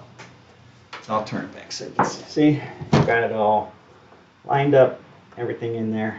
Looks like we should have all our power connectors connected correctly. So one last thing I want to do is I want to find where there's this LED light strip, and I don't think I plugged that in yet, so I want to see where that is alongside the case here. So it feeds up through here and all these wires.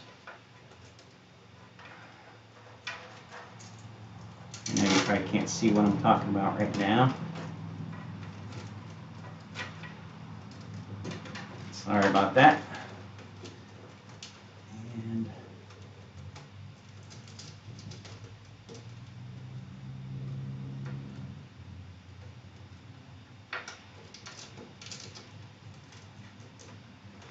is this it? I think I found it. It's the only one not plugged in. So, but do we have a place to plug it into?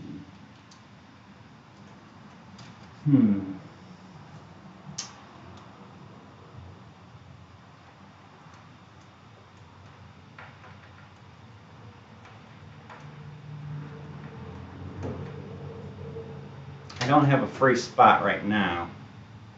So, I'm going to leave that off for now. If I find I have the right connector, I can come back to that and hook that up later.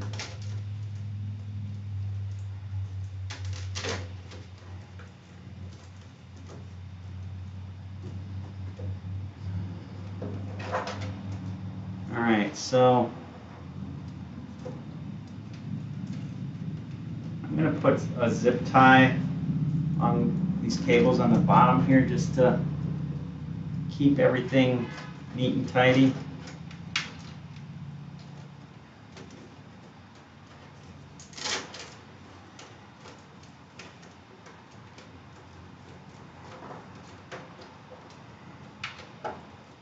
So when we go to put our power supply in, PSU, we have plenty of room.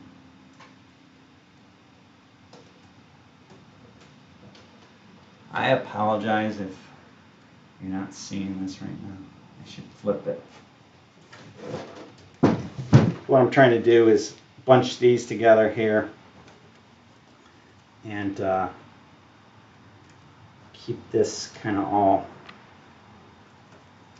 together and out of the way so that we have lots of room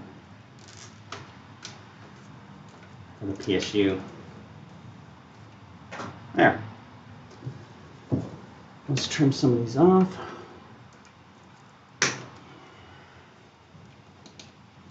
Make sure you don't get a wire in there when you're trimming your cables.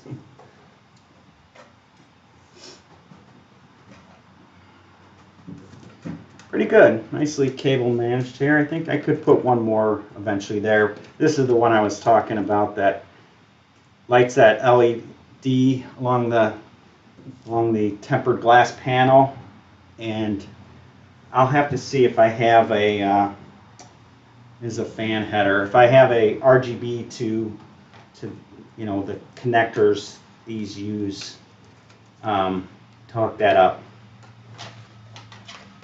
Because I daisy chained the two front fans, RGB connector, and the rear together. So that's that. You got spot for two SSDs here.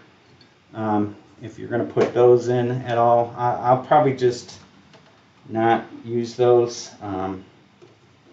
Maybe eventually another M.2, but let's get our power supply out.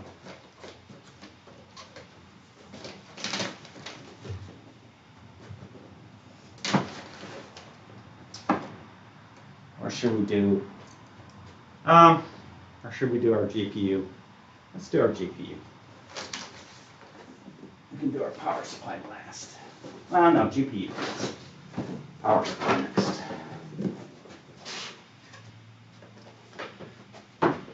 Oops.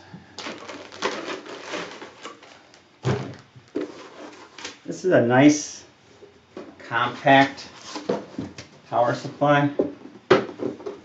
Actually came with some extra, looks like zip ties and some those Phanteks for cable management, the Velcro.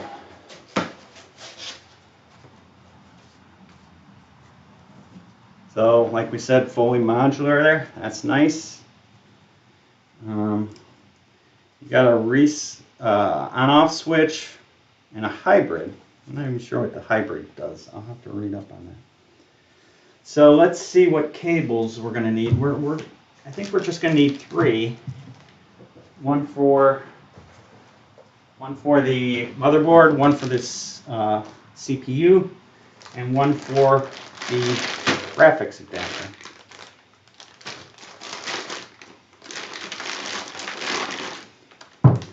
Motherboard. Looks like our CPU. And that one says CPU. What does that one say? Oh, we got a couple CPUs. And Pcie will be our graphics adapter. So we'll put these back in the bag here. Comes with a lot more than what we're going to use in this build, but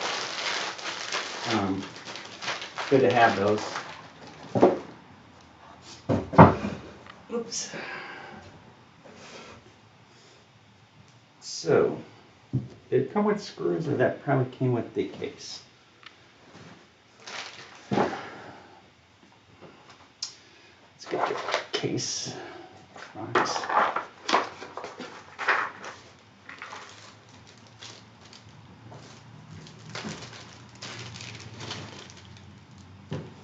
So it looks like actually give you even for the front or the side panel in case you strip the screws.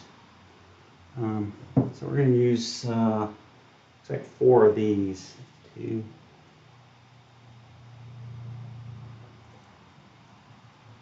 3, 4.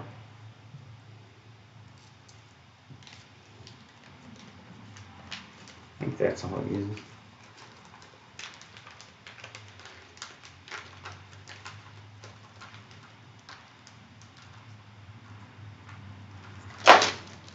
Just dropped a couple.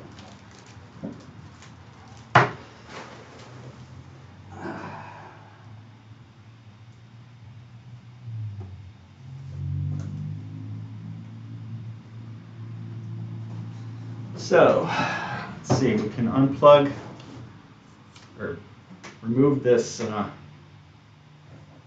little piece of cardboard. We'll put our motherboard in first.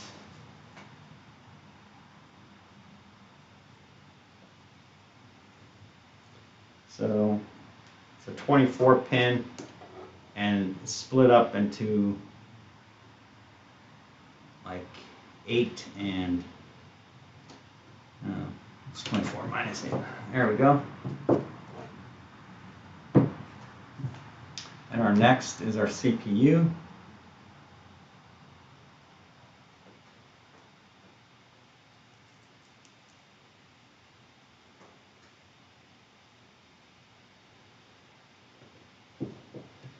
And the cables are actually, well, at least this one was labeled, you know, which side goes to the PSU, and then the side that goes to, well, we're going to be using cable extensions, but it's labeled CPU. And then our graphics adapter, we'll use one of these CPU/PCIe and plug in the PSU side. All right. So You know what? I'm gonna, before I install this, I'm gonna get my my cable extensions on the motherboard so that we get those routed through. So obviously this plugs in right here, and you can see there's a clip on one side, and then this kind of goes over that clip. So what we're going to need, I guess, is some cable combs.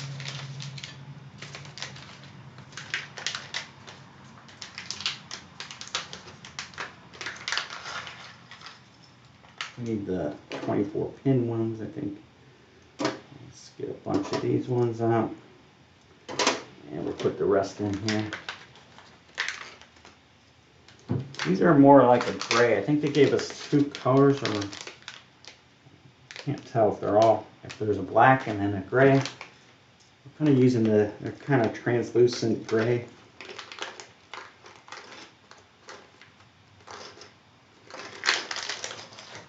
Let's go.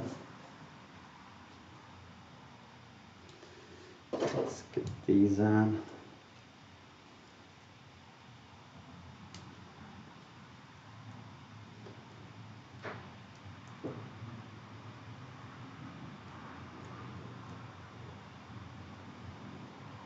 Oops, getting in the right slot.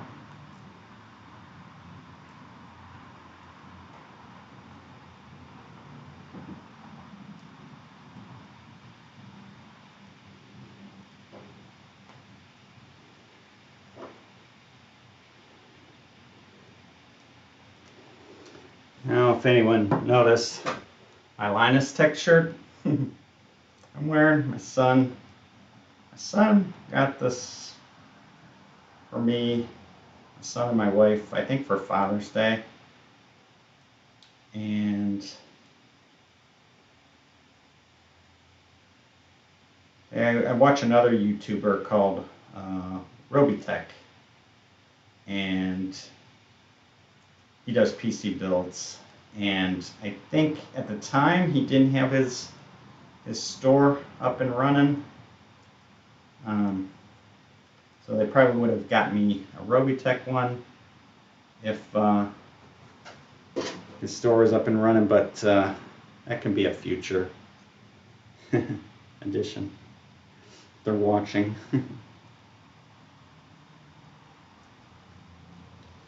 But I like to, you know, spread the word about these YouTubers, you know, that stream. Another one I like to watch, I'm into rocket launches, and I like to watch Everyday Astronaut. He's another one. I got some shirts. I got one of his shirts, the Mars one, and then I got some SpaceX ones, Elon Musk, Occupy Mars shirt.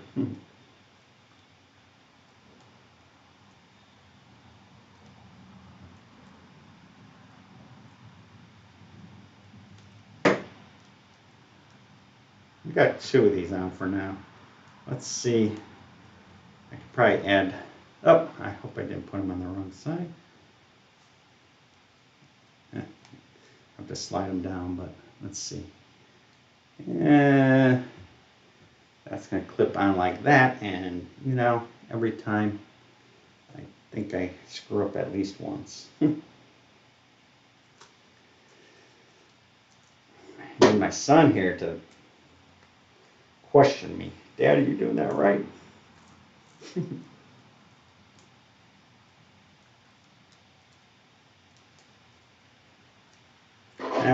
Practice makes perfect, right?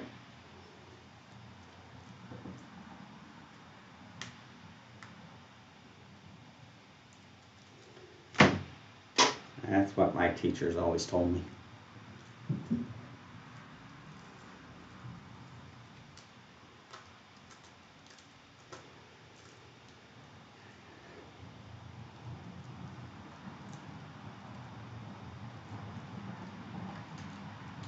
Alright, so let's look at this. Okay, this is going to clamp down on this like this, and then we'll probably have this side showing. So we want the cable combs on this side. So it always helps to lay out what you're doing.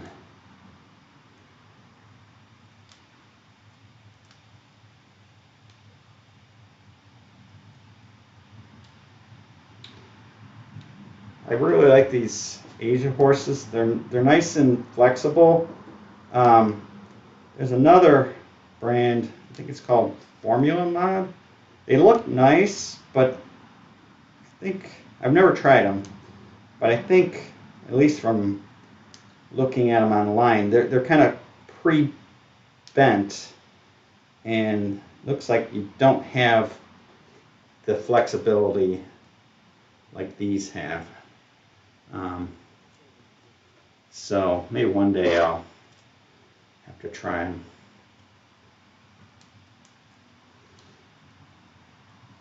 Usually though I do put 4 of these on, so let's get them all on.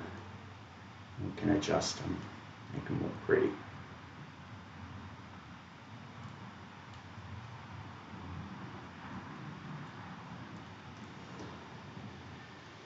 It just takes time. It's a Saturday afternoon and nice fall day, and we're just kind of building this PC. Tomorrow's football day, so didn't want to do it tomorrow.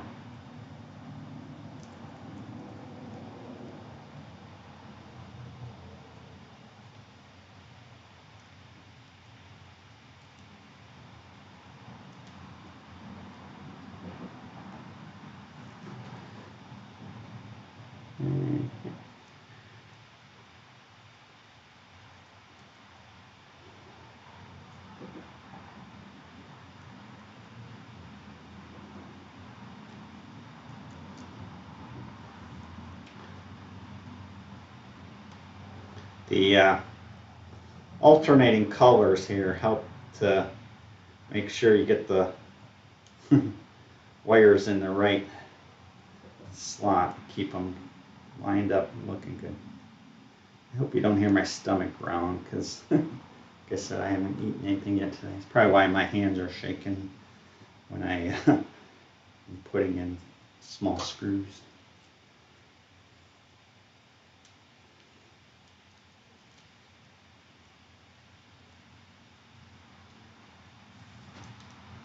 Next time I'll try to eat first.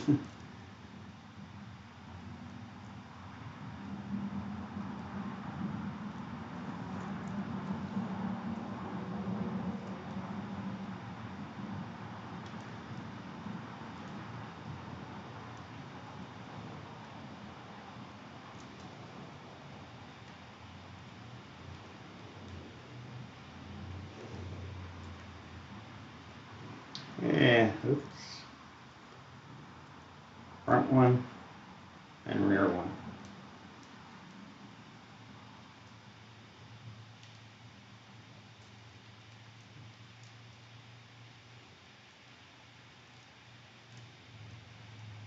All right, just about done. All right, so let's clip this in.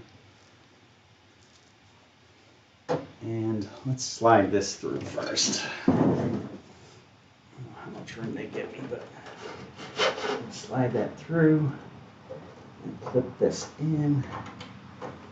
Turn it back over so you can see. So clip it in. Should, I guess it clipped down over there. Yep, looks like it's in.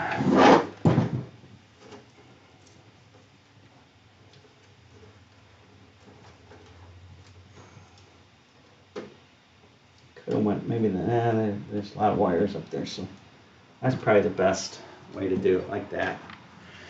All right, got those in.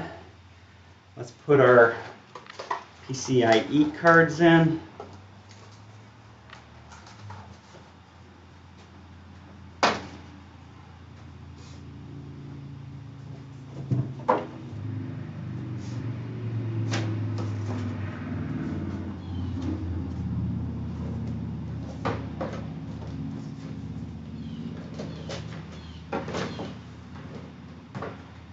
What did I do with my tool?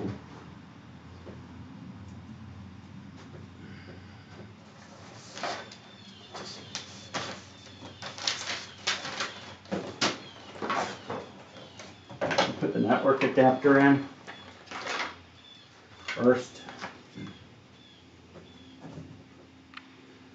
Now we're going to try using this one lane. So that is which one? This one. So the card goes in here. And I think this one. The second one up.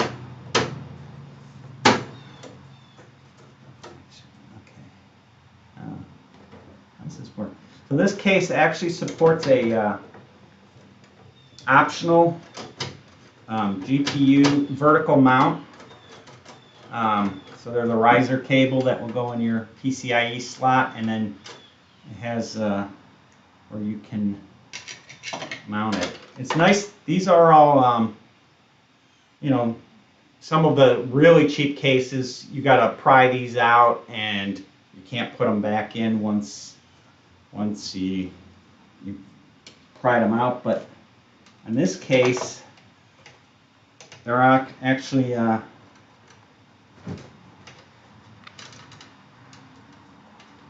they are able to come out and go back in, and they're nice airflow ones too, so you get good airflow through them too. They've thought a lot about airflow in this case. What I want to do here, there's this thing for the vertical mount, and I'm going to actually remove these. I'll put this in once I'm all done. Gives you more room to work on this.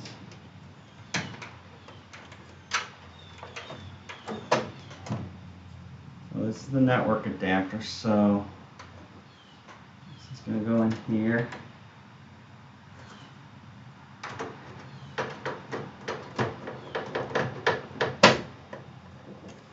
And then there's actually a, let me find the Bluetooth cable.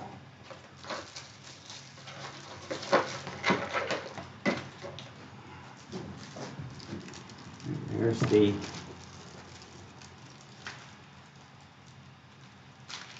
probably got this in before I hand it in.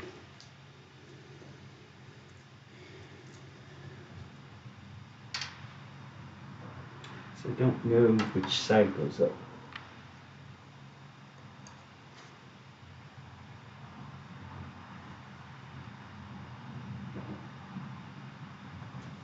I'm actually going to pull it out just so I get this cable in right. Easy to see that I'm doing it right. Oops. Those are non-captive screws. So be careful when you take them out, you don't drop it. Like I did.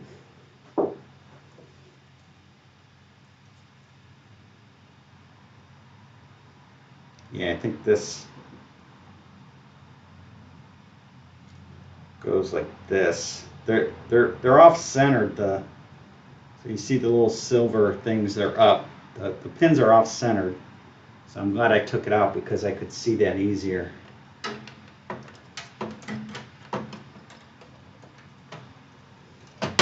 We'll snap that back in.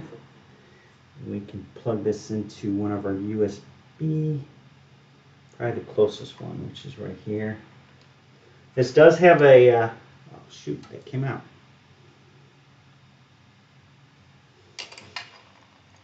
This motherboard does have the TPM header, so I believe if you're interested in installing Windows 8 or not Windows 8, Windows 11. That will support it. Or this motherboard will support it.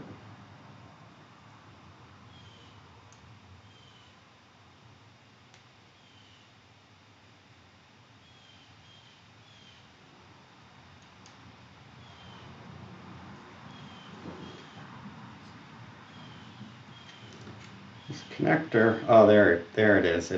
When you get it in, you kind of feel it snap. I didn't feel it snap the first time, and I didn't have it all the way in.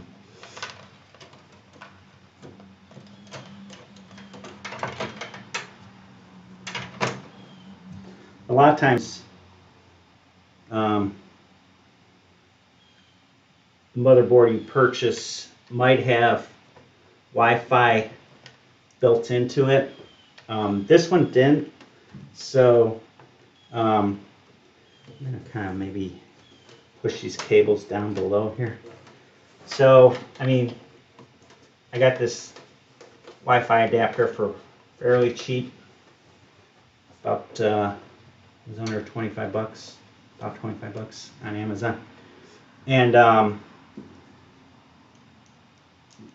the thing too is if they come out with the Wi-Fi 7 or something like that, you don't want to upgrade your whole motherboard and PC and stuff, you can just get a new adapter, plug that in and upgrade your Wi-Fi.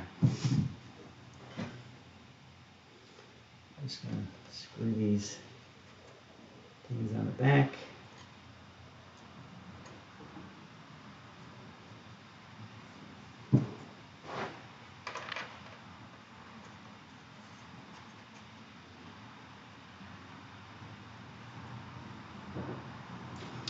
All right,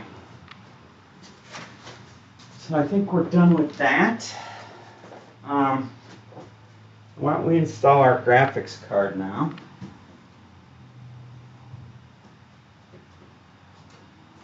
Let's get that out.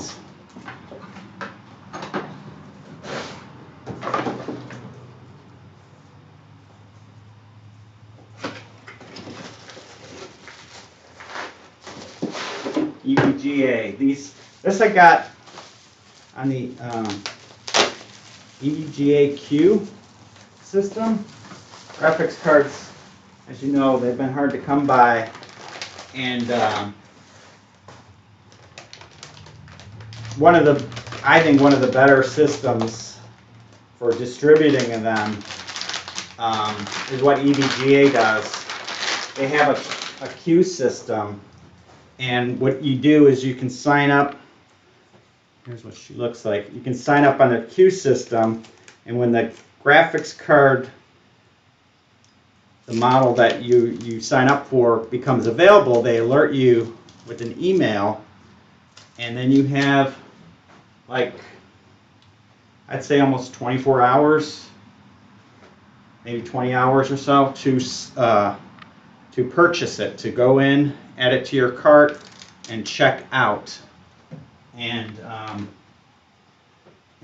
that's really nice. It's easy. Like I don't know if the Best Buy system. Like I always get a card in my cart or something on the Best Buy system, and then you go to check out and it's gone. Or the Newegg Shuffle. It's kind of random. You sign up and you don't win necessarily, and it's frustrating. Or if you do win, a lot of times they'll do like combos, so you can't just buy a graphics card. You got to buy a graphics card and either a power supply or motherboard or an SSD or something like that. So hats off to Evga for making it easy. So this is going to go with our black and white and gray theme, I think. A little thing here to remove. And the other thing I like, I like the little things, the touches. that make the system really look good. They put a black plate on here, and then you can see that it has good airflow. You can see the heat pipes through there. But you know, when it's all put together, you don't want to see a black case with silver on the back of it. You know, how much does it cost to make that look good like that with the black? I think it's the little things like that that really count. And I removed one of the wrong ones. Let's put this one back in. We gotta move the next one over.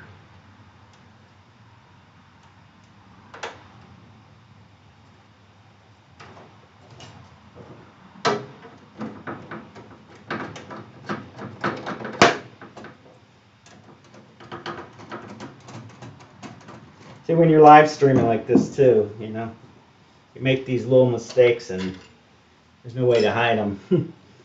But, you know, it is what it is. I'm not trying to hide anything. This is what you experience when you're doing a build. So you might as well show it, right?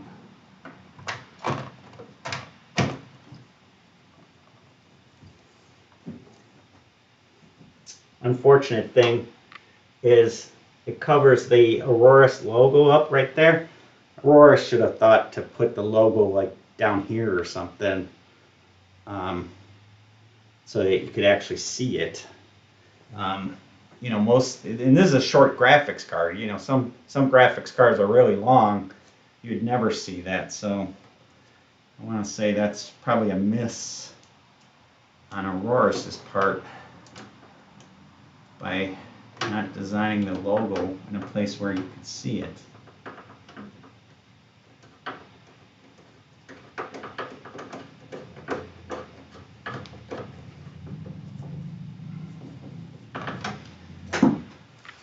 Let's see if my mini screwdriver will get in here better.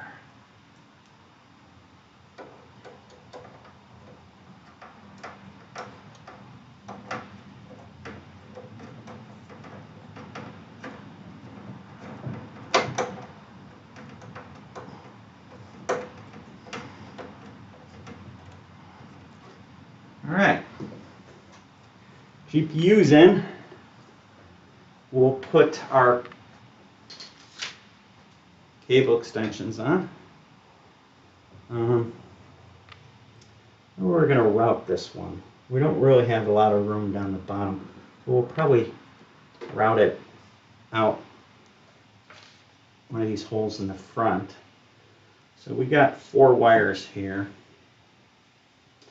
And so we need some cable combs that take 4 wires. That one does. Some of these take 3.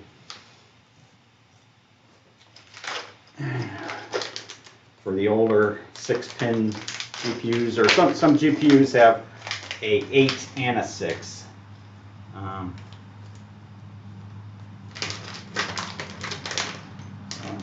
We get probably 4 of these out here. There we go.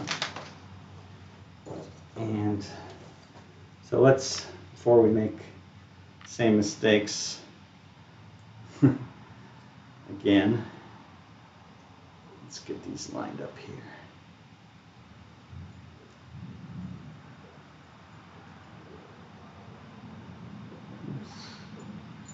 This goes on this side, okay.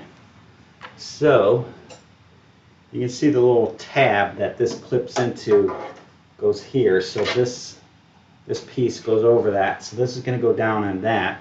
And then we're going to want our cable combs on this side. So that tab's kind of going to be on the underneath of it. So we'll start our cable combs like this. And then we do the alternate black-gray.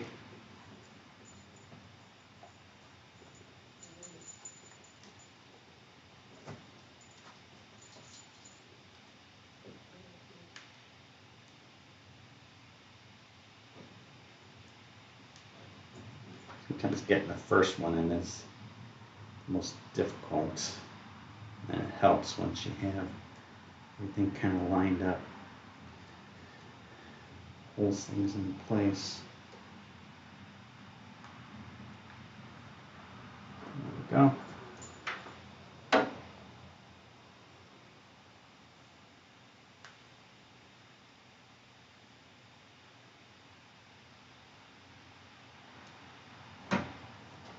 Hopefully you can see what I'm doing. I tend to get, you know, into my work and not paying attention whether I'm doing a good job on showing you what I'm doing.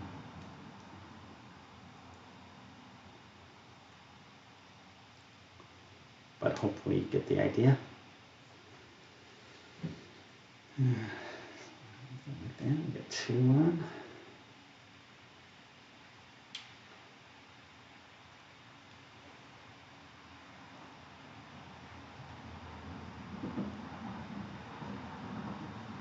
The other thing that Evga does is once you buy enough stuff from them, oops, what am I doing here? You can become an elite member by like registering your products and stuff like that. And so they give sometimes access to elite members to buy things ahead of when they're generally released to the public.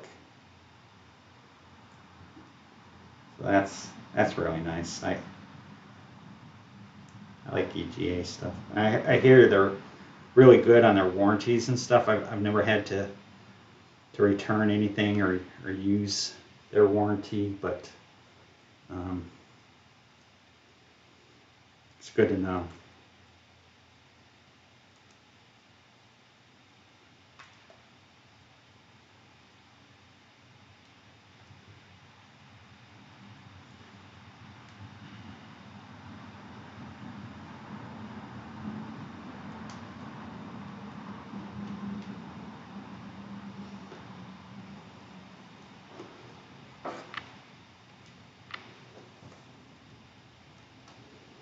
All right, got the cable combs on. Let's try to get this together and plugged in.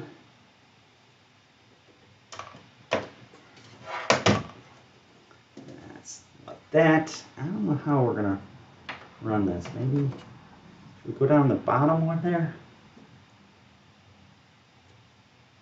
I think we might. We actually might end up putting more cable combs on, or I could go outside that way, but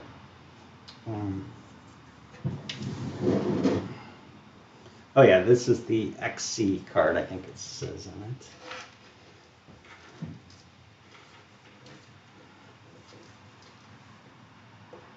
Or should I go down through there? Let's see if I can fit it and how it'll look if I do that.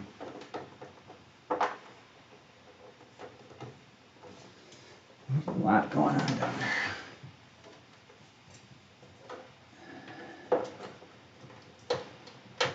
If I can move these over. There we go.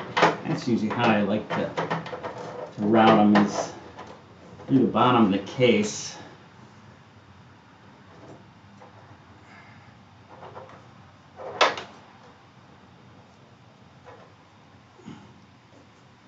In this case, it doesn't really have any holes like right here in the PSU shroud. You can see right here that a lot of cases have. So we weren't able to put those there. All right, so now we're going to get our PSU in. One thing, when I ran this network adapter card, I have another cable here. Hopefully that doesn't interfere with our PSU. I'll probably zip tie that up once we get this in here. But I think it slides in here first.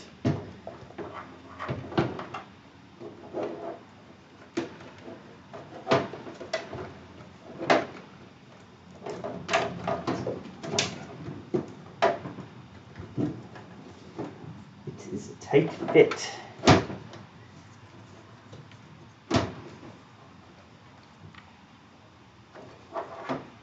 You know what, I'm going to pull these cables out and put them back in once it's in the case, because there's not a lot of room up front with this this hard drive cage up here. And see, once I remove that, this can drop right in, and hopefully we'll have room to get that. I'll put it maybe on a little bit of angle here so you can see what I'm doing here.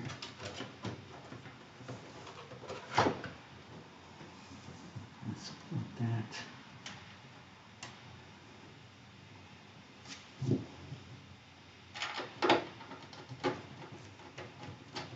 Let's get a couple of screws in there, will be supported.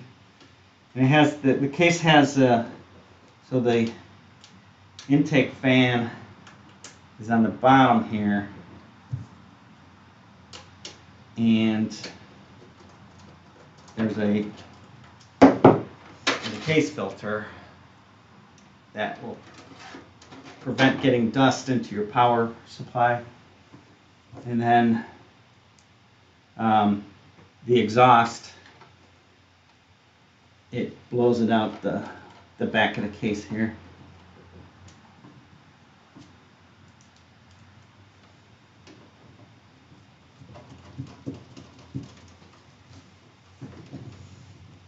Okay,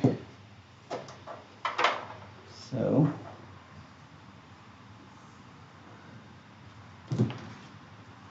let's do these one at a time. This is the PSU one.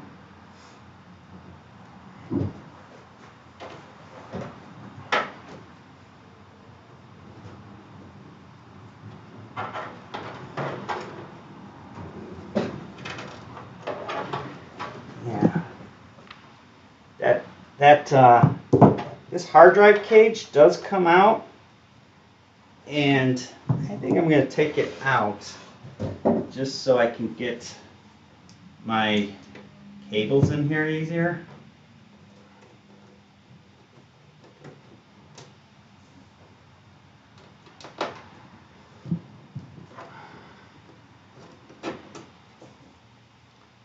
I think there's 4 screws here. I'll see if there's any. I think there might be some on the top.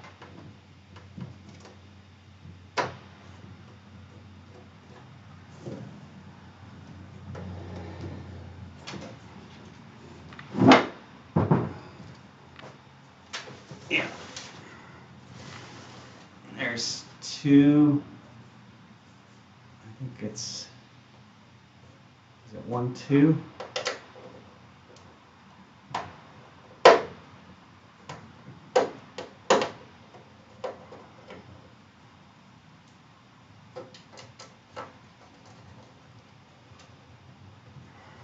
One's kind of tough to get in here with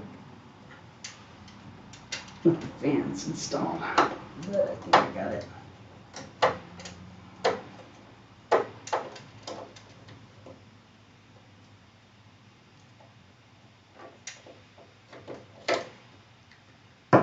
Although this is going to take some extra time, I think, taking this out.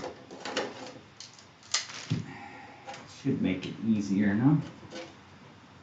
Oh, there's an extra one here.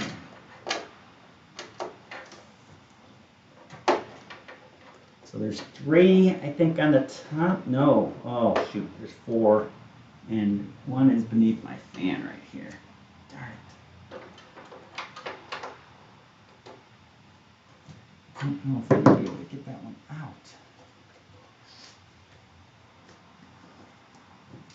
out. Let's see. There's some different size screws too.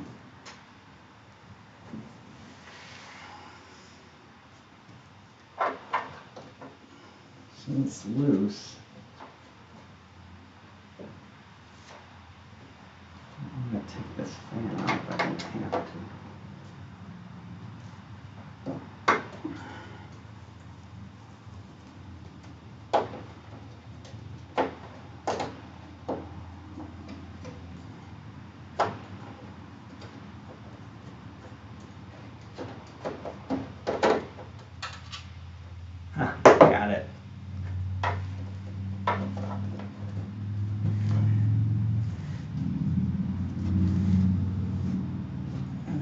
anything else?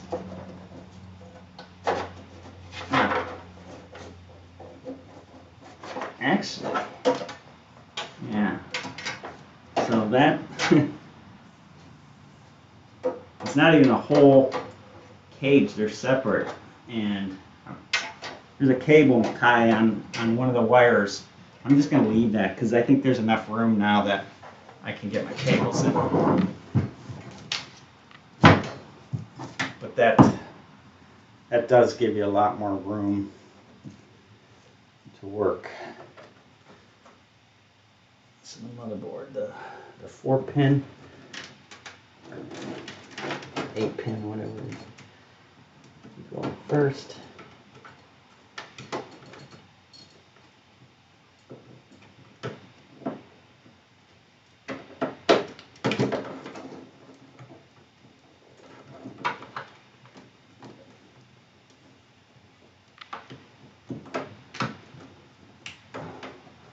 Okay, got that one in.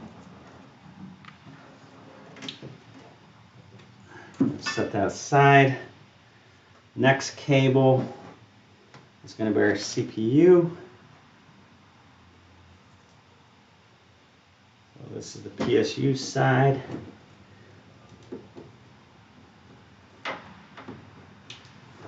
Okay, that one's in. These flat cables are nice too because, you know, when you're building the PC, they take up a lot less room.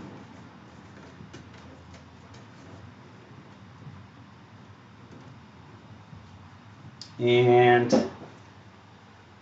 our graphics adapter, PCIe.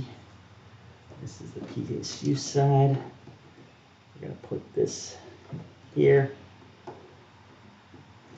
Luckily, we only have a small number of cables on here, so I was able to get that in easily. Let's see, so this bracket goes.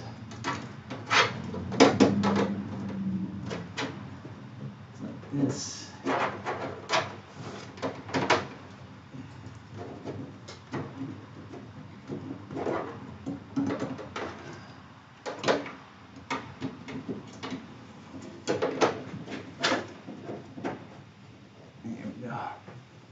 I think the screws that were on the bottom were kind of bigger. Let me get those ones in.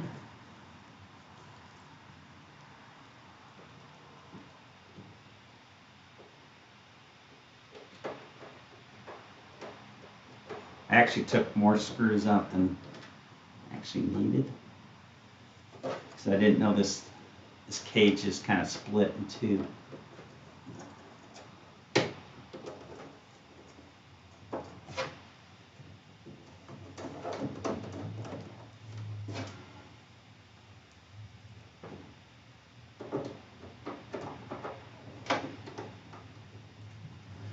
But if you're doing a similar build with this case,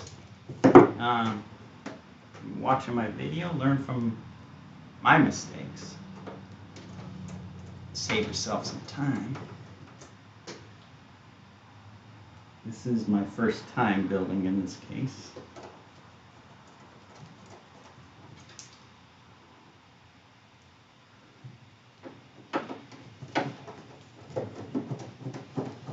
Okay, we got all the bottom screws in now. Now let's get the screws in on this side. There's 4 of them. I'll put the easy ones in first.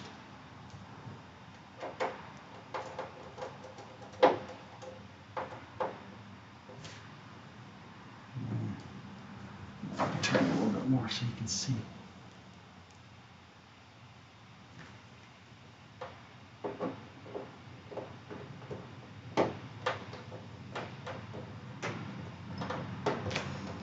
Let's see.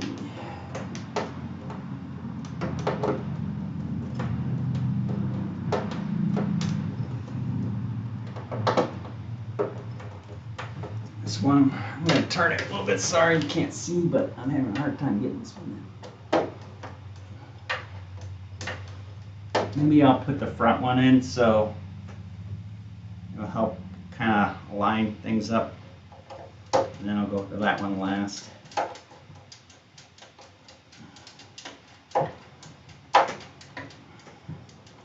Front one is the one where it's kind of hard to go. I have to go in between the fan here.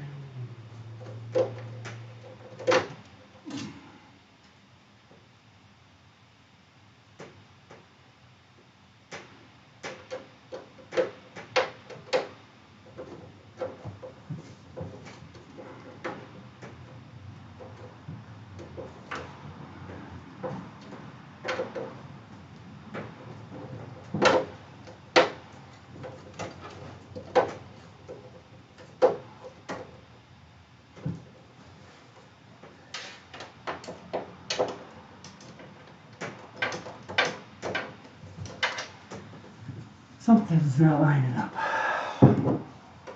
Alright. After all, I am going to have to take this fan out to get this screw in right. It's always these little things that add to the length of a build that you don't plan on.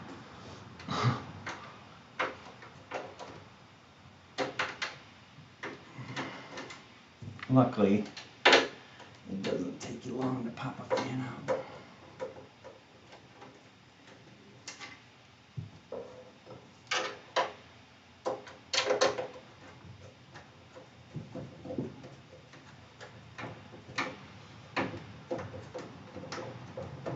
There, got that front one in.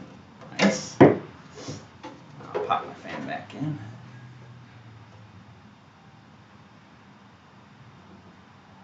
That's another thing to, you know, if you're fighting with something, don't fight with it. Just take apart whatever you need to take apart and do it right. Because if you strip it or something, it's just going to cause you more headaches down the road.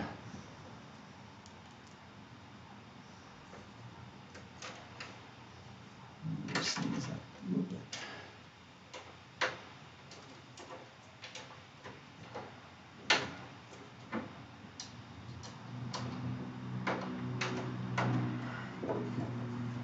Let me see, I'm not facing it. Let's get my screws in. There we go.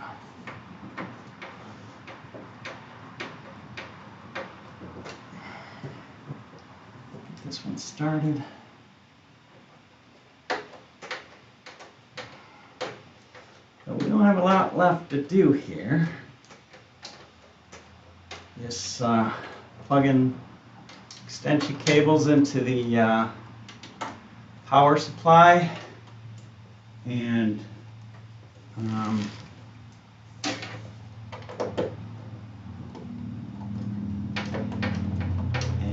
when everything lines up good like that, you see that last screw I was struggling with went right in. All right. So let's flip her over.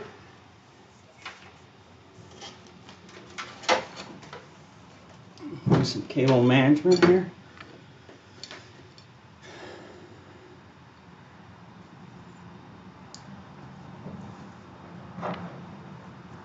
So we're going to bring this probably up here.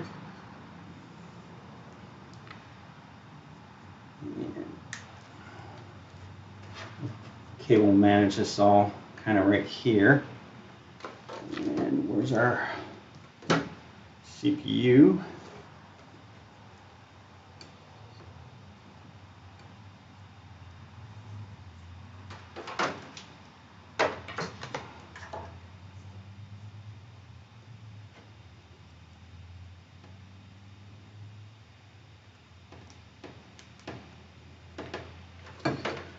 There.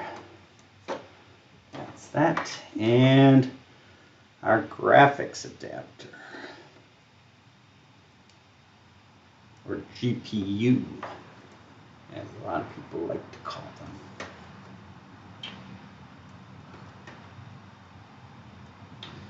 I guess GPU kind of caught on.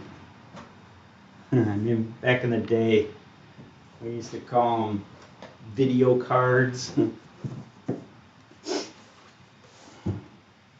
Now they're graphics adapters and GPUs. Okay, so this we might tuck away. This should be, let's see if we can get this maybe folded up nicely, tucked away. Back down here.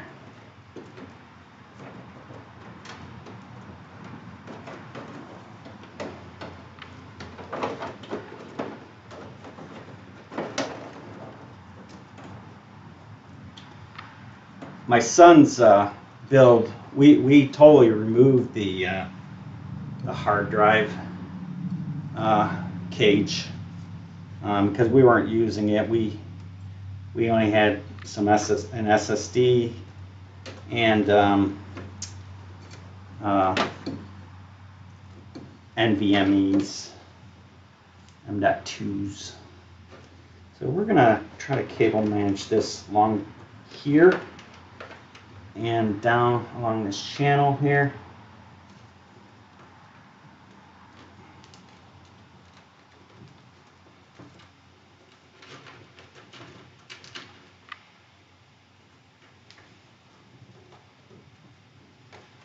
Come on, flip over. Sometimes you can't flip them over easily.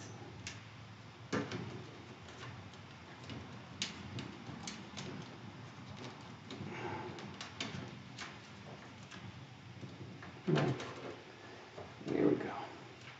Ah, it's still the wrong side. I have it right the first time. There we go.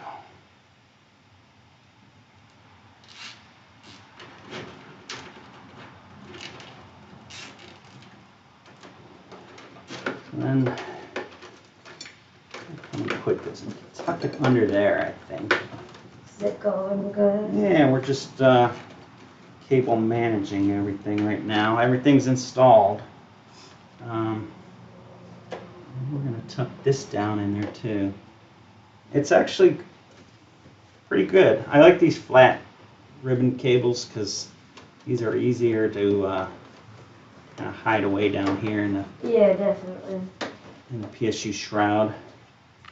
So I don't know if we really need to do anything more with that. Let's snip this here.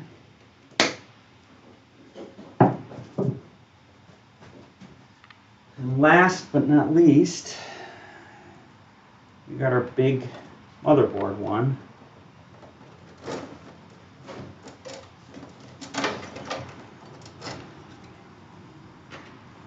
There's plenty of room here on the side. I think what we're going to do is we're going to run this down here.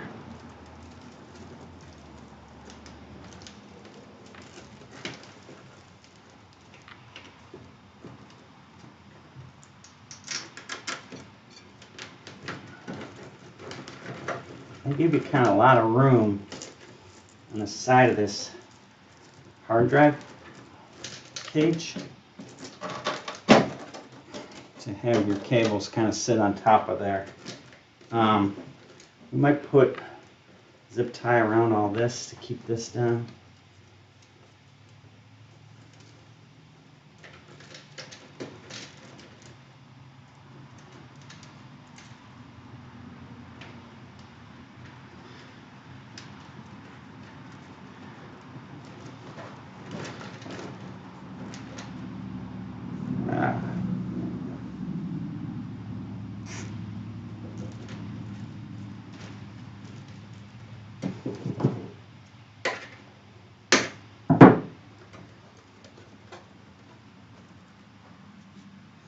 How's that for cable management? Actually, and you know what? We do have some of these other ones. What do I do with them? That came with the Phanteks. I can slide these back in.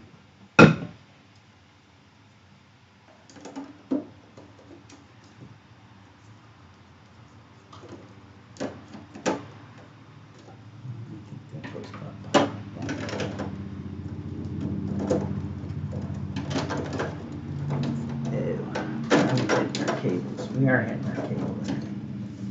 Push those out of the way. There we go. This one.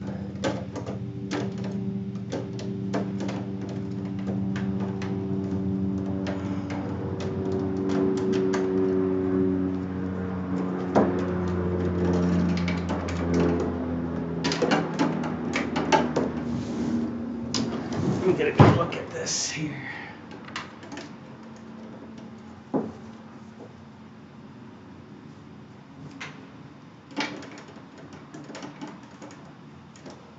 There we go. See, when you can see what you're doing, that'll slide nicely in there. Push that down there. Alright, not too bad with the cable management.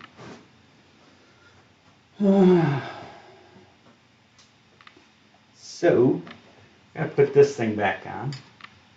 Oh, I was looking for those, there. Some of these Phanteks zip things we got.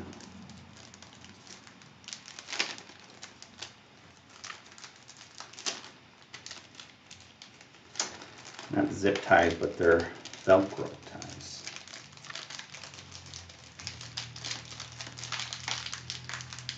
How can we use them?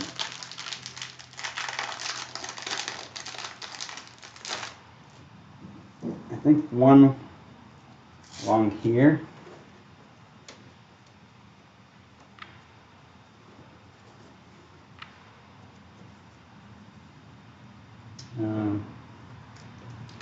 Keep this down maybe. That needs to go. So this just, yeah, it just goes around like that.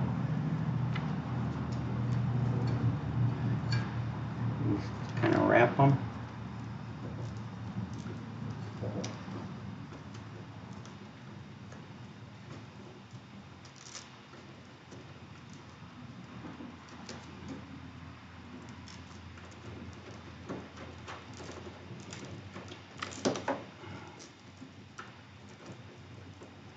That.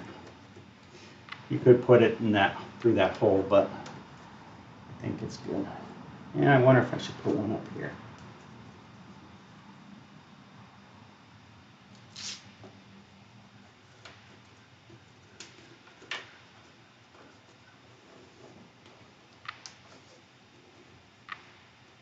There's actually a RGB header right here. So if I can find an adapter that goes from, you know, there's that one for the LED on the side. If I can find the adapter that goes from here and then plug that LED adapter on the side in, we shouldn't need anything more plugged in on the motherboard side.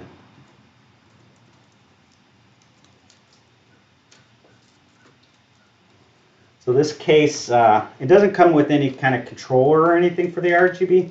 So we're just going to be using the RGB that works with the motherboard.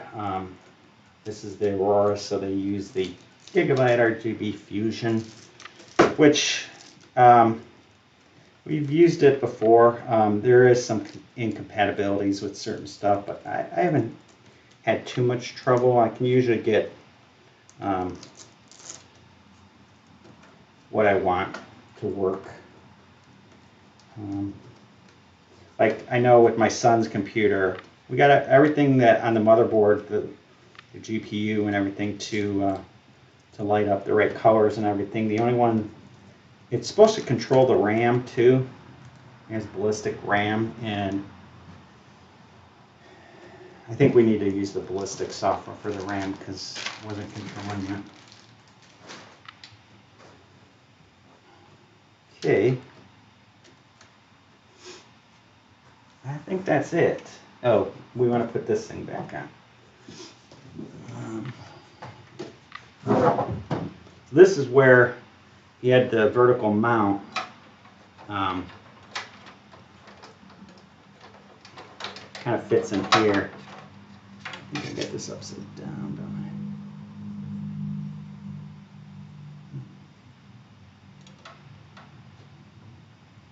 I? How do I have that? Oh, must go like that. Here we go. Is that the way it goes? Must.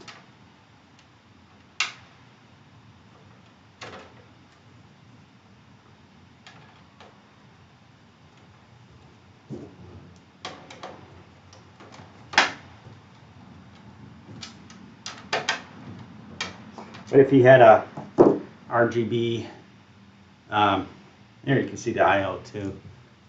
This might be your first time seeing it with the Phanteks there, on-off switch, and hybrid. I gotta read up what the hybrid's for.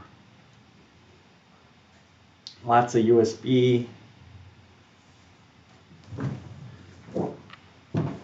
There's looking down. We're about ready to try this out. I'm going to have a TV over here.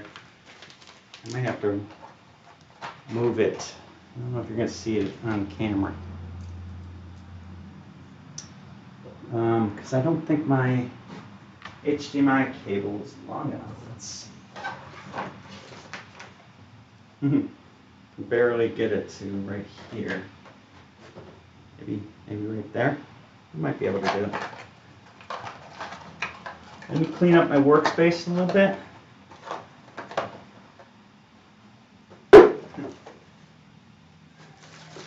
Afraid to show you the mess I created over here.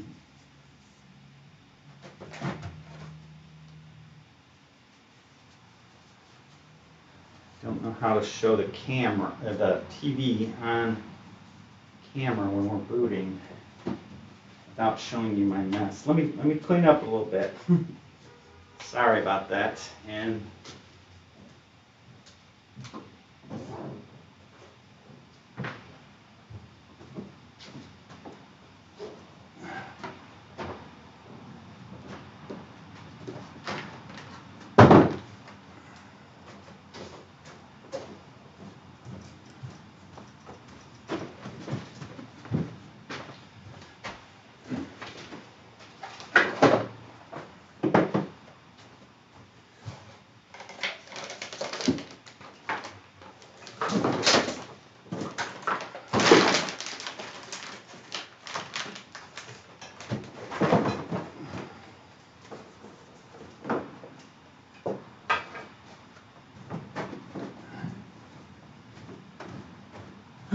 I'm going to take a drink of water here.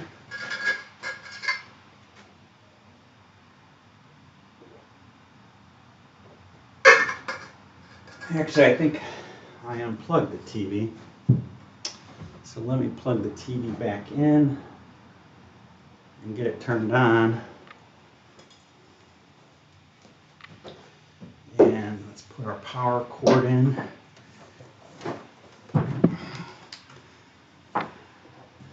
Might want to go to, we're going to turn around this way maybe. Maybe see the fans light up. I don't know what to show you while we're booting.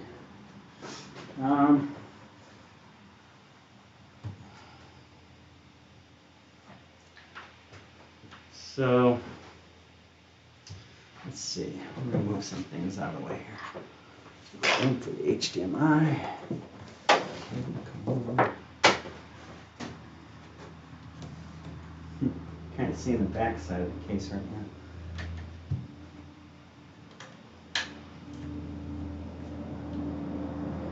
And let me get my monitor turned, the TV turned on.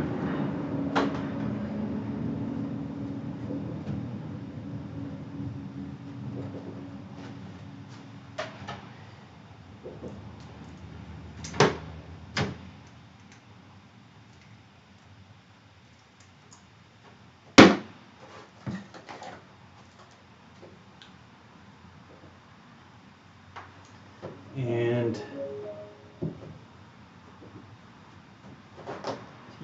on. Let's see, which input are we using? We're using HDMI 4. Let's switch over to that. Oh, it's not going to pick the source because it's not on yet. So, let's see.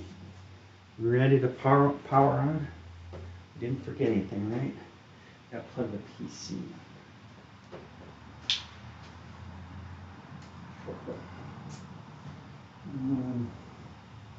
Plug this for a second.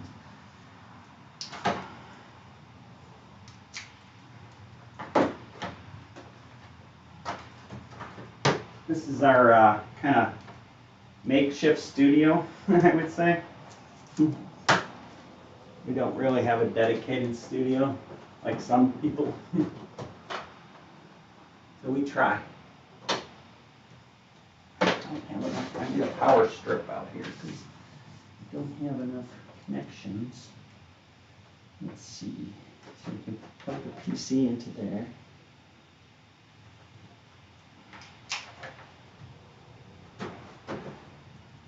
Let's see. Is there any kind of indicator? No. And my laptop. I need to plug in my laptop.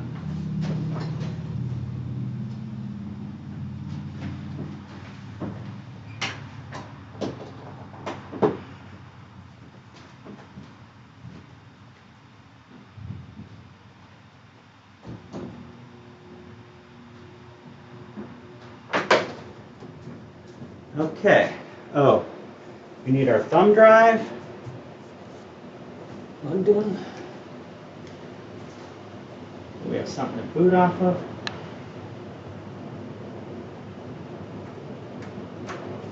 And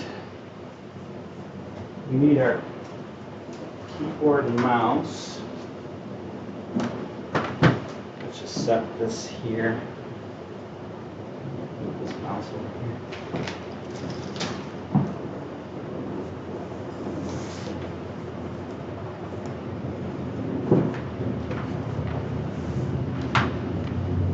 Try plugging this into the front panel connector. And turn the mouse on. Okay.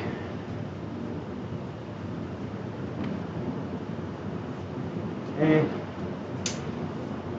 I saw a flicker of light there, so I think the fan's got power for a second, and we got our front power connector up here. And it's not turning on.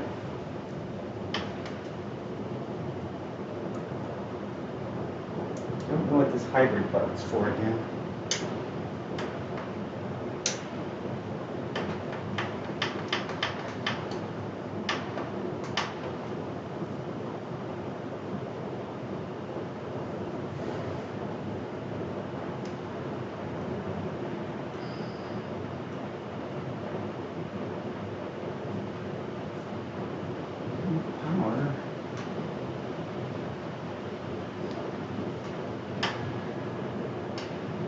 Well, this is a little embarrassing. We got something going on here. I'm not sure why it's not firing up.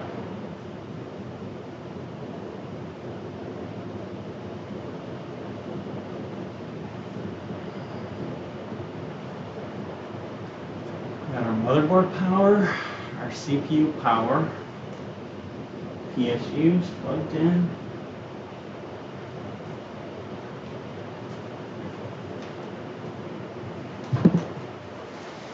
Check around back as much as we got room here.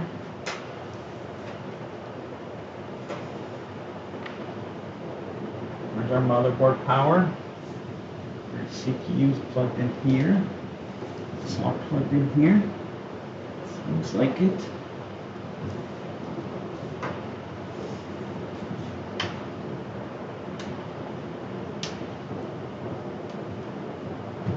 Let's try unplugging our USB for a second.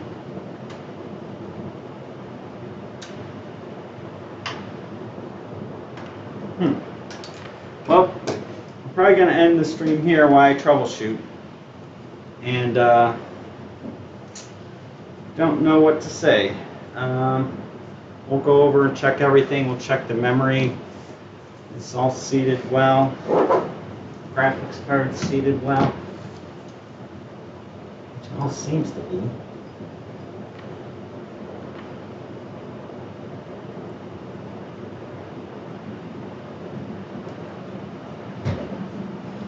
All our fan headers are plugged in.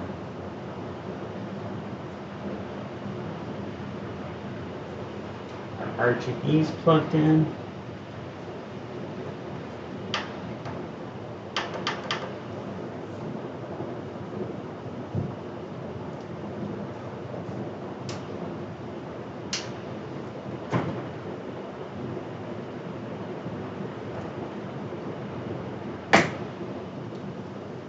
Okay, did you see that flash again?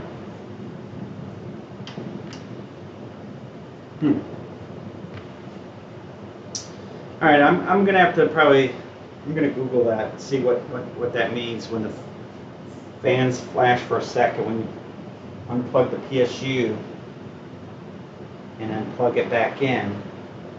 Briefly got power, but unless there's something wrong with our motherboard connectors down here, I'm going to go over that, make sure we got the plus, minus, and all that correctly on there. And I'll put comments in below, see what we did wrong. That's the most likely thing I can think of right now. So, all right, we're going to end it here. And back to the face cam here. I'd like to thank anyone for tuning in and leave any comments below, and follow us if you like, and talk to you later.